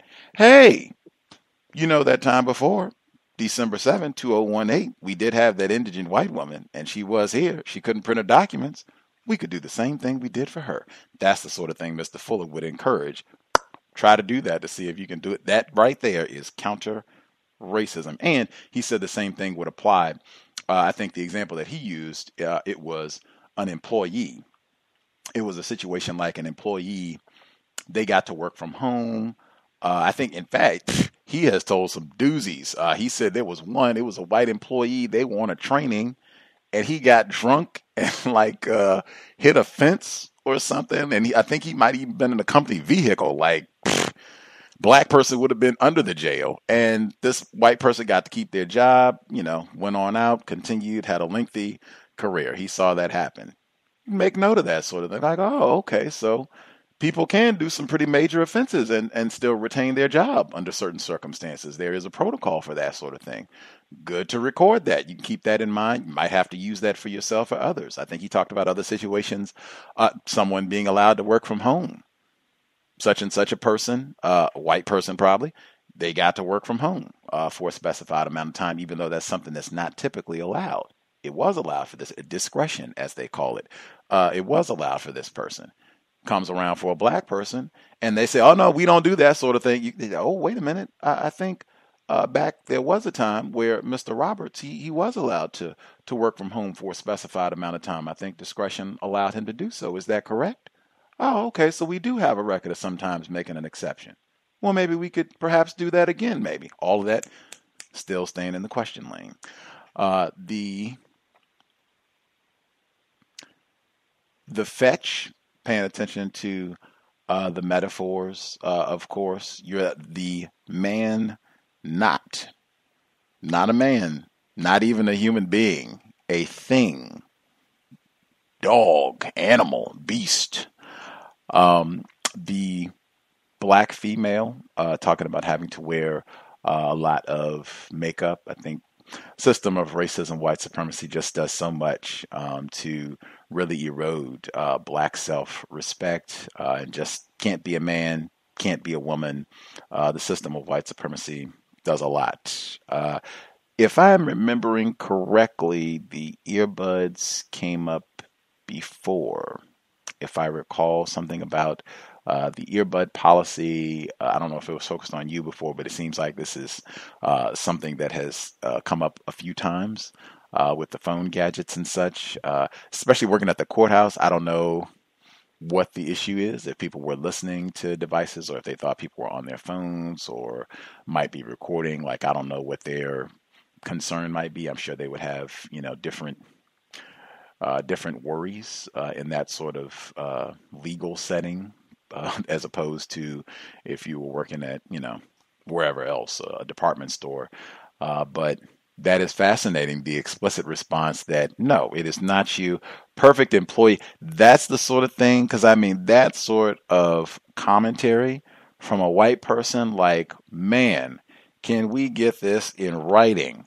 Perfect employee. Like, man, when it is raise time, hey, get in here. Say that again. Give me the halo and everything. Do that again. It's raise time. It's promotion to, like, because they will do that sort of thing and it's off the record. And then when it comes time to be, I'm like, well, I don't know. I guess he was all right. And it's like, whoa, I was perfect. I had all these sparkling accolades before. What did I know? Can we get that on the record? Like, can you let my supervisor, can we get that in my personal record for the time that I was here? Like, man, that I would try to make that sort of request, because they find a way to get anything negative. You show up to work 2 minutes late or anything like that, they find a way to get that in the personal file. We can't get that sort of commentary in the personnel file. But bravo, keep up the grand work on that one. Pay attention to the metaphors, and I would encourage any listeners, if you work, if you're serving people, or even just paying attention to things that happen to your coworkers, any of those anomalies, note that, because it can be used to help yourself, right? That's self-defense first and foremost. And then it can be used to help others. That you helped this white woman get her documents when she didn't have the money. This could be done for a black person. Same thing I said before. You let this white person go home and work. It could be 5 years down the road. You're still working at the company. That's the sort of thing I would just try and keep note of. Like, oh, okay, we can make exceptions to help people, to help solve problems. We can make exceptions, even that seem to go against what our normally policy and procedure is. We can make exceptions to help people at certain times. Oh, okay. Duly noted. Much obliged. Caller in Florida. Other folks. Thomas in New York. Yes, sir. Yes, listening to the call in Florida reminded me of a story. I was working at Deloitte, and we worked at the financial center, which was across from where the World Trade Center used to be. So the first 4 floors of the office, so they had 2 through 6, and then they had higher floors, a cluster. But from the second floor to the 5th floor, that's 4 floors. That the first 4 floors was the gym, the company gym. and they took $11 out of each of your paychecks if you wanted to be a gym member in the company gym. It had a saltwater pool, a chlorine pool, a bunch of classes that you could schedule during your lunch break. So one of the instructors at the gym, all the instructors were white except for one brother. He did weight training, but you know, you would just see them every day, mostly females, white. You know, they wore their smile and their tight pants, you know, and sauntered around and taught whatever aerobics or yoga or whatever they were doing. One day I walk in, and one of these white chicks is our new director. So, you know, of course, the rumors start spreading. Man, who is she, you know what I'm saying, to get this job? But either way, within a year, she gets married to some baker. And they give her extensive time off, you know, for her honeymoon and all this. And she comes back and, you know, she gets pregnant. And they allowed her to work from home for half her salary, which was, she got paid $150,000 a year. So half her salary was $75,000 to work from home. Now, mind you, we do hands-on work. We were the mill room, the copy room, the file room, graphics, design. Like, you know, how are you going to work from home and direct us, you know? But either way, the power of white women, power of white people, and the system of white supremacy. And before she came back, she actually quit. So she pretty much got paid for 2-3 years to work from home and do nothing, and then quit before she had to come back and work. So that's just the tackiness in the system. Headphones. So I decided that I get harassed while I'm cutting fruit at work. So one of the ways people want to, they know they're not supposed to be making a coffee right now or something. So how they try to deflect is start a little conversation. And while they're conversating with me, they're making their coffee. So this way it's not like they're making a coffee or something. So what I do is I started putting my headphones on and ignoring them. Of course, my terrorist, she comes in, and when she wants to talk, you know, I have to listen. So she'll come and pull it out your ear, like, you know, can you hear me? I'm here talking to you. I'm asking you, how was your night? And you know, but you know, you're not supposed to be here either. But you know, I can't tell you anything. However, I you know, say, oh, I apologize. You know, you in these headphones. You and another guy who does IT. It's not against the policy. Several people do it, but I guess people that she wants to get a quick response from. So, but otherwise, it works pretty well with everybody else. If they want to come in, and usually when they start talking to me, I can hear them talking to me. I don't have them loud, but I just continue to ignore them. And when I finally do make eye contact with them, I pull one ear out, like, you know, what? And it's like, oh, no, go ahead, Thomas. I'll come back later. You know, I'm not giving you the opportunity. I also started wearing them when I was doing the file room extraction, because people would constantly, want to start conversations when they walk past. They see you, oh, God, man, this conversation's about, man, you guys are doing such a great job here getting rid of this, you know, like, I don't want to talk about my work I'm doing, you know. So I found that to be very interesting. The guy who calls him Shaq, right? His name's Rob. So he's been coming to me a lot with the puppy eyes. Hey, Shaq, you mind giving me a hand? You know, and I'm like, man. So I started calling him Rob Kardashian. He can't stand it. You know, who's this Rob Kardashian? Now, I know everyone knows. You know, like, come on. I mean, I deliver People magazine to your desk. You know, like, I know you know who I'm talking about. You just don't like being called a white man, someone who's classified as white. White people are allowing to classify him as white, and he has a black child. You know, like, I just threw that off. So the last couple of days, hey, Thomas, can you come here for a second? Sure, Rob. You know, it's been working brilliantly.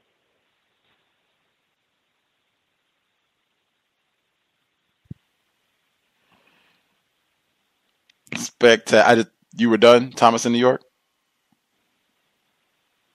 Yes, sir. Oh, okay, right on. Spectacular. And again, white They love, that is their joy, pleasure, the practice of thousands. The NPR report was that racist jokes, that was this year, the NPR report said that racist jokes shared as much as people search the Lakers, The Economist. That was NPR this year, Google search results. Nothing is more fun. Making fun of the niggers. And particularly, what did I say? Not pronouncing names correctly, calling people everything but their name, the little nicknames. Shaq, come on, Shaq, we got to move all this stuff around here. Some people have said that's the way that you can get whites to respond. Just, hey, I'm going to engage in the same behavior until you call me by my correct name. You get back to calling me by my correct name every time, I'll address you the same way.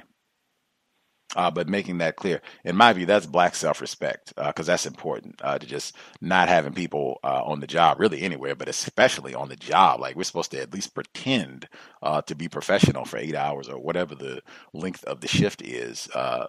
My name every time, not a nickname, not, whatever else that's kind of like my name or anything.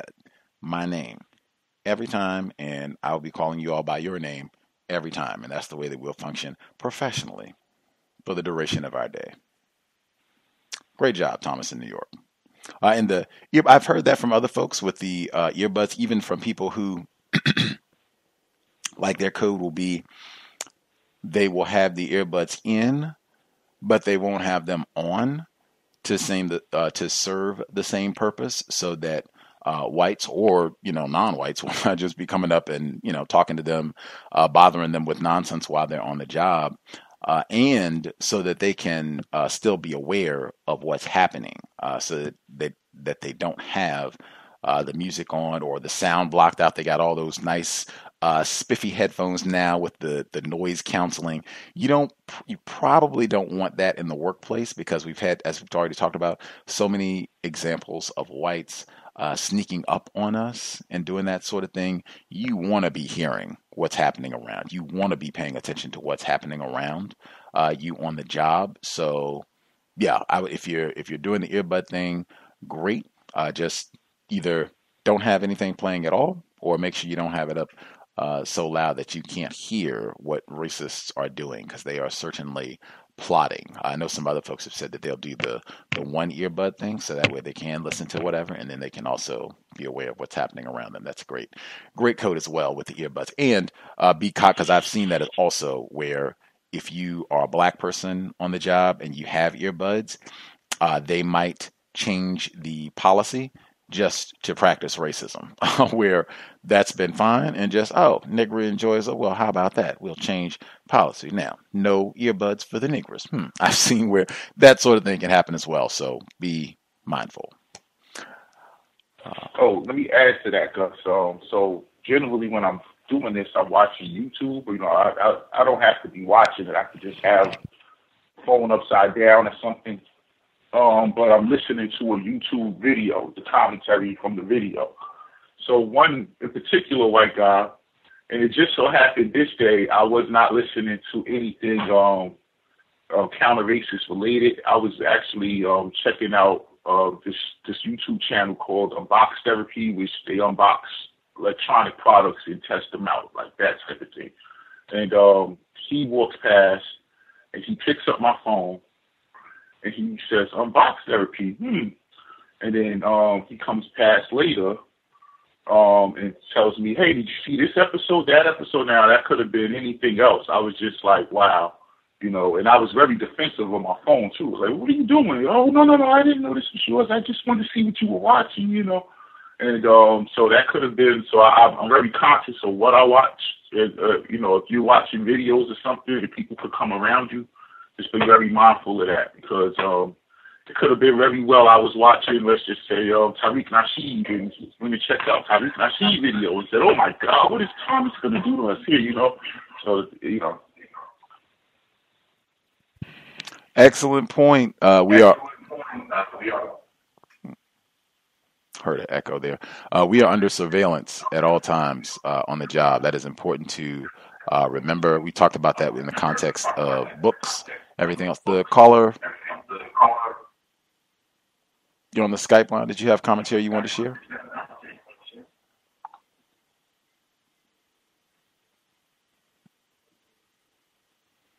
caller on the Skype line? Did you have commentary, or the vote line?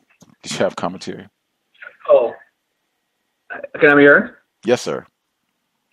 Oh, I was going to say, when it comes to headphones, I'm a person who likes to go running a lot. And when I was buying some new running shoes, one of the things that was being sold was something called a wireless bone conduction headphones. Basically, they're headphones that go over your ears, but they do not go into your ears. So if one way, hopefully not to get snuck up on, is maybe consider these types of headphones. They're about $100. You can get them on Amazon as well too. But along with listening to whatever you might be listening to, maybe music or podcasts, whatever it might be, because they don't cover up your ears, you can still hear what's going on around you. Smart, very intelligent. Appreciate that suggestion. Anything that where you can. If your goal is to have something to listen to, where you can do that and still kind of be aware of what's happening, and or if your goal is just to have them there and you're not listening, either or. But yeah, I think that's great suggestion. Just make sure you don't compromise too much your alertness of what's happening in your area while you're even if you're in a workplace with other non-white people, because there's a lot of victims, and I've seen a lot of what they call horseplay in the workplace. I still did not get clarification about specifically the horseplay rule in the workplace in terms of what that means or what that looks like, because they said there was a firefighter who was being punished with the 30 days of the horseplay rule. I still have not got clarification on that, but I have seen a lot of horseplay in work environments, even with a lot of non-white people. So even there, I would encourage, be alert, be aware of what's happening around you. Unless okay, I work with a lot of codified people who, they're not going to be bothering me and that sort of thing. They're here, they're working. Unless you're in that sort of environment, then bravo, great. The number again, 641-715-3640, the code 564943. Pound. Press *61 if you would like to participate. I was going to say really quick as well, Thomas in New York, and he was talking about the white guy that kind of snuck up on him and was checking out his phone. He was looking at the technology videos or what have you. Just remembering that we are under surveillance. I've talked about that with books. Or if you're listening to something, you've got your phone out, or if you got your mobile device or iPad, whatever it is, really be mindful of that. They are constant. Like if you leave, stand up for a second and think you're going to run to the bathroom that quick. Oh, let's see what's on the screen there. What website was he checking about or whatever it is. That's the sort of environment that we're in. Be very, very cognizant of that. I would not, leave texts around, your phone around. If you're watching a video, if you're going to be on your phone checking out anything, I would keep that very close to the vest, as they say. I certainly would not leave it out anything. Have a really secure policy about really all of your personal affects on the job, especially your phone, that sort of thing. Because race soldiers. That right there, that would even be one to ask. I'd be curious if anybody. This is like forever question. The one about if any times that you have attempted to employ counter-racism code in the workplace setting and it caused a problem. I definitely would appreciate hearing that. That's like, forever. If folks here in the archives or what have you, if you want to email in, I would appreciate hearing. But I would hope that most of it is no, that if people choose, they make a decision to try some counter-racist logic, they've thought it out, use some logic, planned accordingly, and, we're scientific in the deployment. So I would hope not too many people have had that experience. But if anybody has had a problem as a result of trying counter-racism in the workplace, let us know. And if anyone has had any sort of experience of a white person taking a phone or snooping, any sort of theft of property where you were a little careless with things in the workplace, that would be good to hear as well, because I suspect there's probably a lot of that. I'm even thinking of myself personally, that there's been a lot of that, because I was not as aware of how much. I can even give you a personal anecdote really quick. There was a job that I worked where I had a poster on my door, and I had several posters, and I was not thinking at all of what the posters, how racists, what they would think about the posters or them being there, because other people had all kinds of, wacky things all over their office, the door, the walls, everywhere. I mean, really elaborate setups in some people's work areas. After a month or so of me having posters up on the door, they had brought a white woman who didn't even work in our department. She worked like other end of the building. Like she would have, it would have to be some odd reason for her to even be on this side of the building. They brought her all the way around and be like, "Oh my goodness, look at what this nigger has on the door. Can you believe it? Shouldn't even be allowed." Like, to get her to try to cause some sort of like some sort of mischief. Like, I remember this vividly. And yes, practicing racism, white supremacy. However, if I had a better understanding of counter racism at the time, which I did not, I wouldn't have had any of that on the door. It's not my office, not my desk, not even my job. Only things that I need to do the job. None of that nonsense would have been present in the first place, and that would have totally eliminated that episode. But if any folks have an incident of personal affects, whites under surveillance coming and snooping and taking a cell phone that was left, or snooping through a cell phone, or your browser history in the workplace, that is like a forever one, because I think that's really important that we be reminded regularly about being alert, that we are constantly around spies, race soldier spies. Other folks, if you had commentary? Can I be heard? Yes, sir. I was going to say, I don't have a story where I've tried counter racism and it's backfired, but there was a story, a situation that I had at work about 3 years ago. And when I told it to my mentor recently, he did warn me about my approach. So 3 years ago, I had an issue with my then director, who talked to me in a staff meeting a certain type of way. And I didn't respond in that moment. What I decided was, I went to my friend who's a coworker there as well too. He helped me to calm down, make sure I didn't do anything that was a rash. Told me to sleep on it, then came up with a plan for how I was going to handle it. And what I did was, the next morning I went to my immediate manager, my previous manager. Then I went back and dealt with my director. And what my mentor told me was that one thing I probably should not have done is I probably should not have went to neither one of my managers before going to my director, because now there's a situation where I've confronted my director, and two other white people were aware of it, potentially giving my director another white person to have a conversation with, and taking away the director's ability to save face because other people knows about the conversation that we had. Now, my director eventually left about a year and a half later to another job, though he's still in the region, and I hardly ever see the man. But he warned me that if you are gonna be confrontational with white people, you should do it in privacy so that they could save face, so they don't feel like they're being embarrassed in front of other white people. At least that's what he warned me about.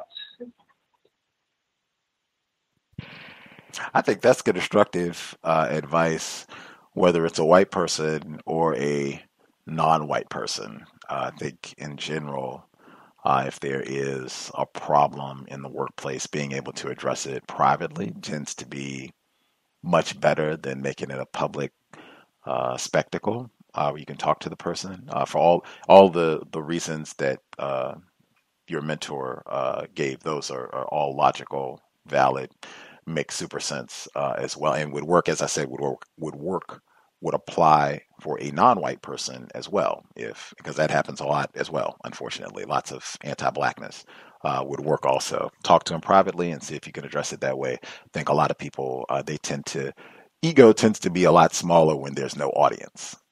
That's been my experience.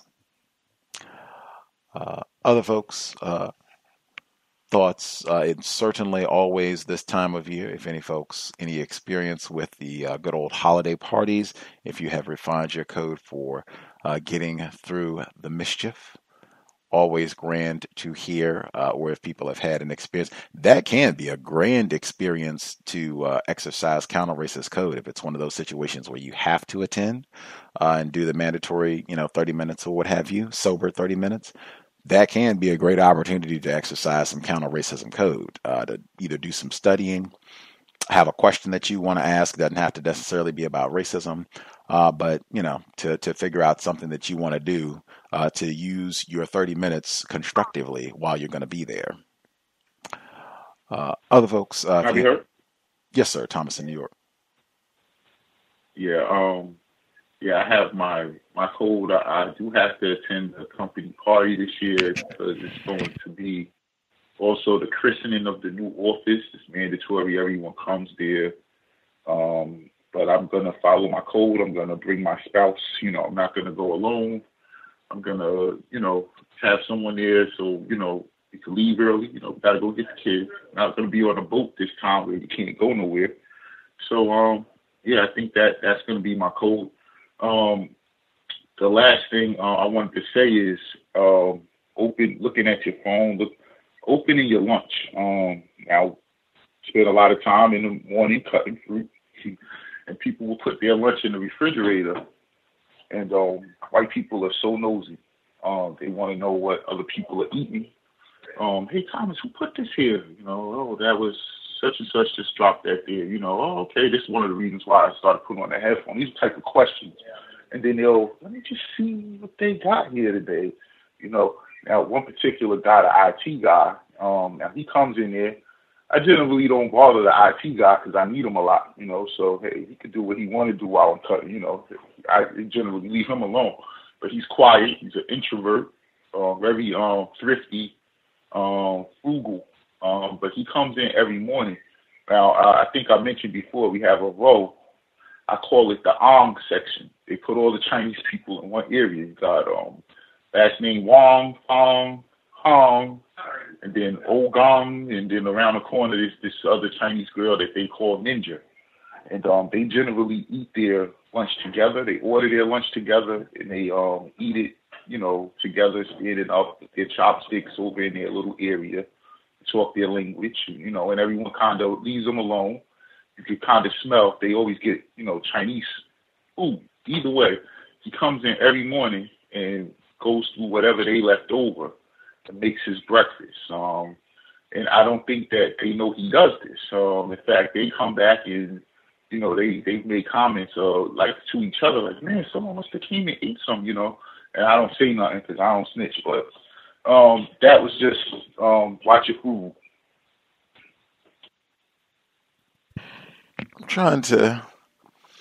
I am ignorant. Let me say that first and foremost. I feel like I've said that a couple times this evening.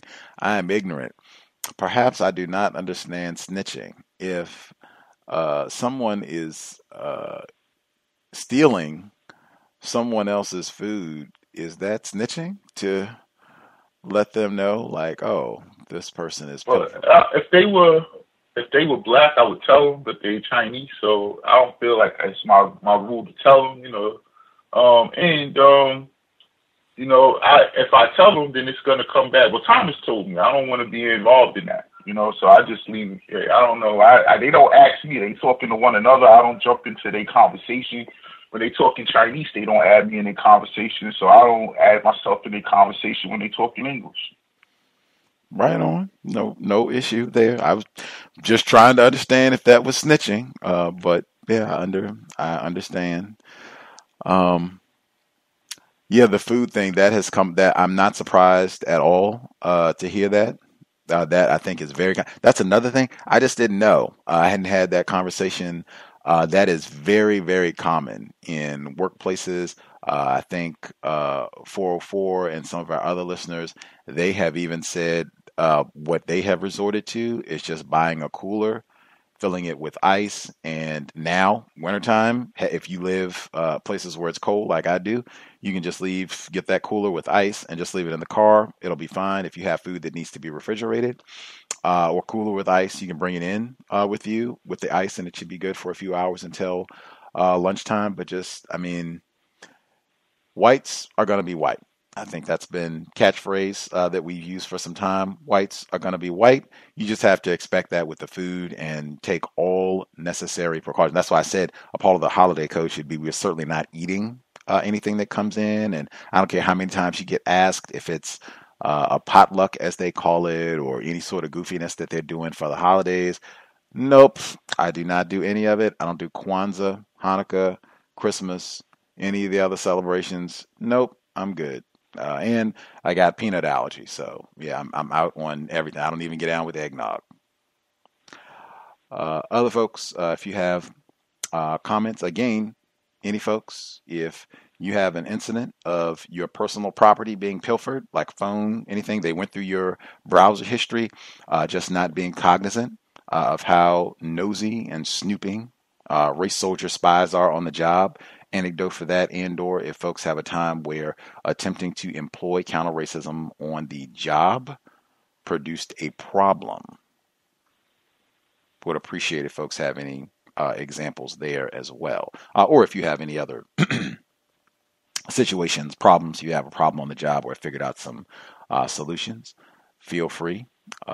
Since we did start early, program is wrapping up a little bit early today since we started at 7:30 p.m. Eastern, 4:30 p.m. Pacific. Trainings, more trainings. But if folks have commentary, proceed.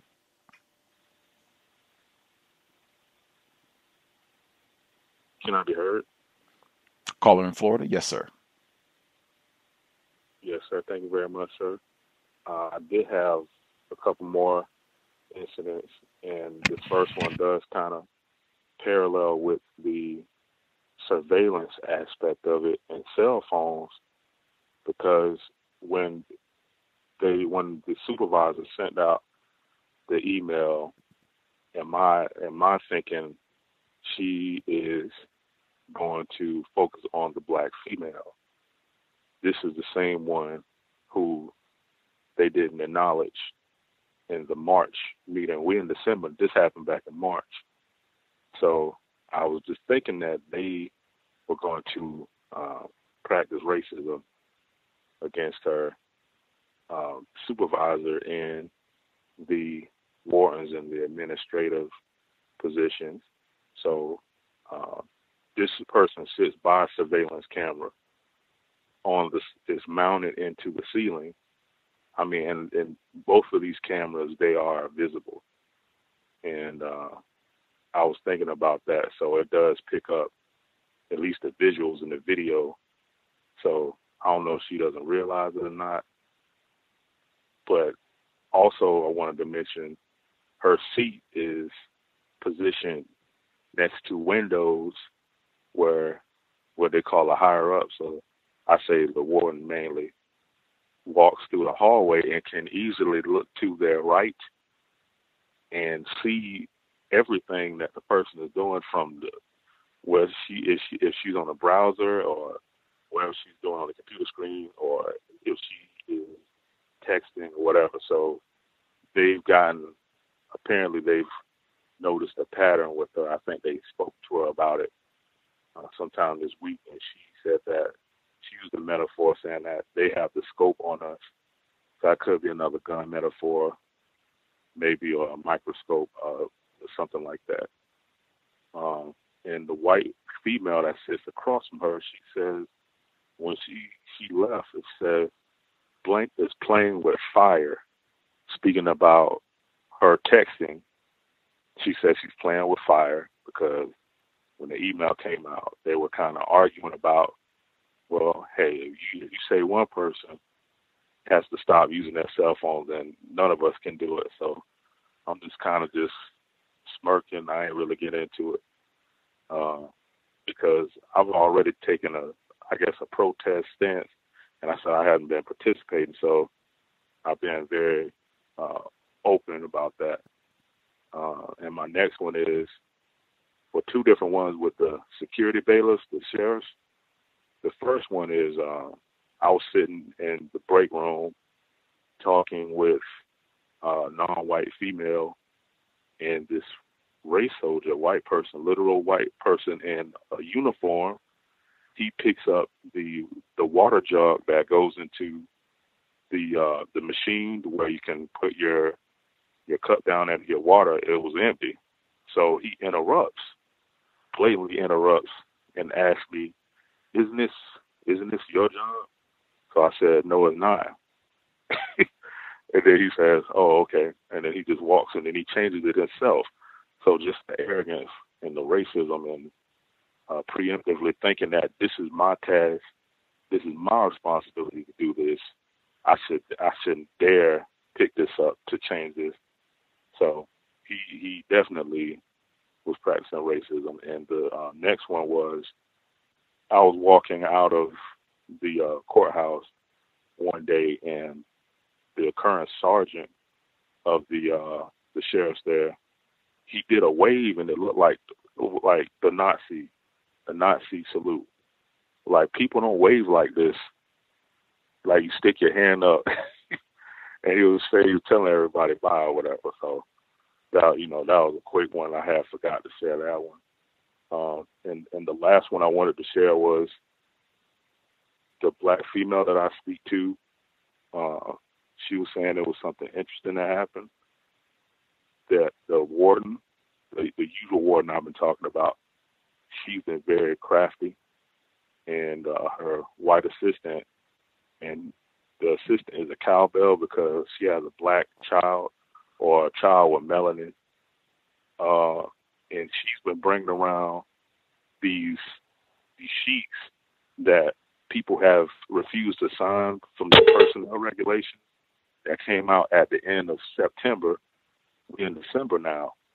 So she was like, yeah, she says that girl brought around the signing sheets, and she says that 5 people didn't sign them. And she was like, hold up, wait a minute. I didn't sign that. Oh, she was like, oh, blank told us to sign them. The warden told us to sign them. So she forged signatures. She forged somebody's name on these documents. So it's got to be a numerous amount of other people's names she put on these. So I don't know what was the importance of them to put that on her name on that. So I don't know if she got a copy of it. I said you should get a copy of that. And she said she put that notation, signing under duress. I think that's the term she used.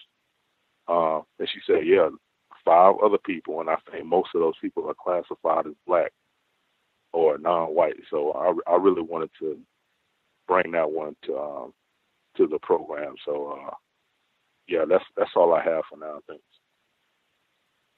Wow, forging documents at the courthouse. I mean, come on now. System of racism, white supremacy.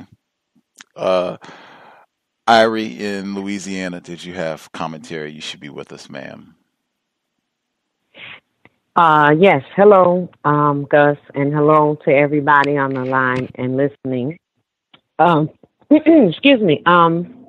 So I wanted to share just 3 things. The first one, about 2 months ago, before it got chilly and people were still going out a lot, I was working Lyft, and I picked up 4 people, all white, 3 men and 1 woman. And the lady was inebriated, very much so, and she was showing very, very trashy behavior, cursing, saying MF-er and F him, and I'm going to do this to this BIPC, et cetera, et cetera. So I finally got to the destination and was proceeding to close their ride out. When out of the corner of my eye, I saw something strange.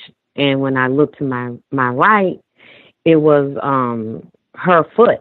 And her foot, she was using her foot and trying to touch my LCD to my navigation screen, and trying to remain codified, but still showing that, my disapproval. I said, ma'am, you really shouldn't do this. Shouldn't do that. This is a car, not a bar. And the white male that was sitting next to me in the front was like, I'm so sorry. I'm so sorry she did that. And I just sat there thinking, like, wow, you're really embarrassing if you're making a white male apologize for your behavior. So there's that. The second thing is during a substitution job a couple weeks ago, it was like a third grade class, and morning announcements came on, and they made an announcement for everybody to stand for the pledge. So I don't stand for the pledge, and I don't really make it a point to like show people, hey, I'm not standing for the pledge. I just do something like continue to prep the room or something. So it was to my surprise that when the pledge began, the kids knelt on one knee and then held the black power fist up in the air, or what I would suspect to be the black power fist, while they said the pledge. So I waited, and then after, I said, okay, kids, I said, well, Miss Pierre is confused. I said, what were you doing just now? And the kids said, oh, we were taking the knee and showing and using the sign of unity while we say the pledge. And so I said, okay, well, I don't stand for the pledge, which you may have seen, and I have my reasons. I said, who came up with that? And they said, the teacher. And from what I could see from the pictures, he's a white male. And I said, okay. I said, well, do you know what that fist means and where it originated from? Some of the kids said yes, and some of the kids didn't. So I explained it to them about the Black Panthers and how they were, what the Black Panthers were basically. And I told them about the time it was really made famous, in the Olympics and everything. I said, so I'm not sure what your teacher thinks he's doing, having you kneel and give that black power fist while you say the pledge. It's contradictory. I said, but you can do whatever you feel you're comfortable with, because I don't want to get in trouble. So there's that. And then the last thing I want to say was listening to workplace racism. I think it was last week, and you asked the question about safety protocols on the job. And I've had quite a few jobs over the past going on 2 decades with safety protocols, but what I really wanted to emphasize to everyone with children is that, I don't know if they realize this or not, there are safety protocols for fires, tornadoes, but most importantly, active shooters.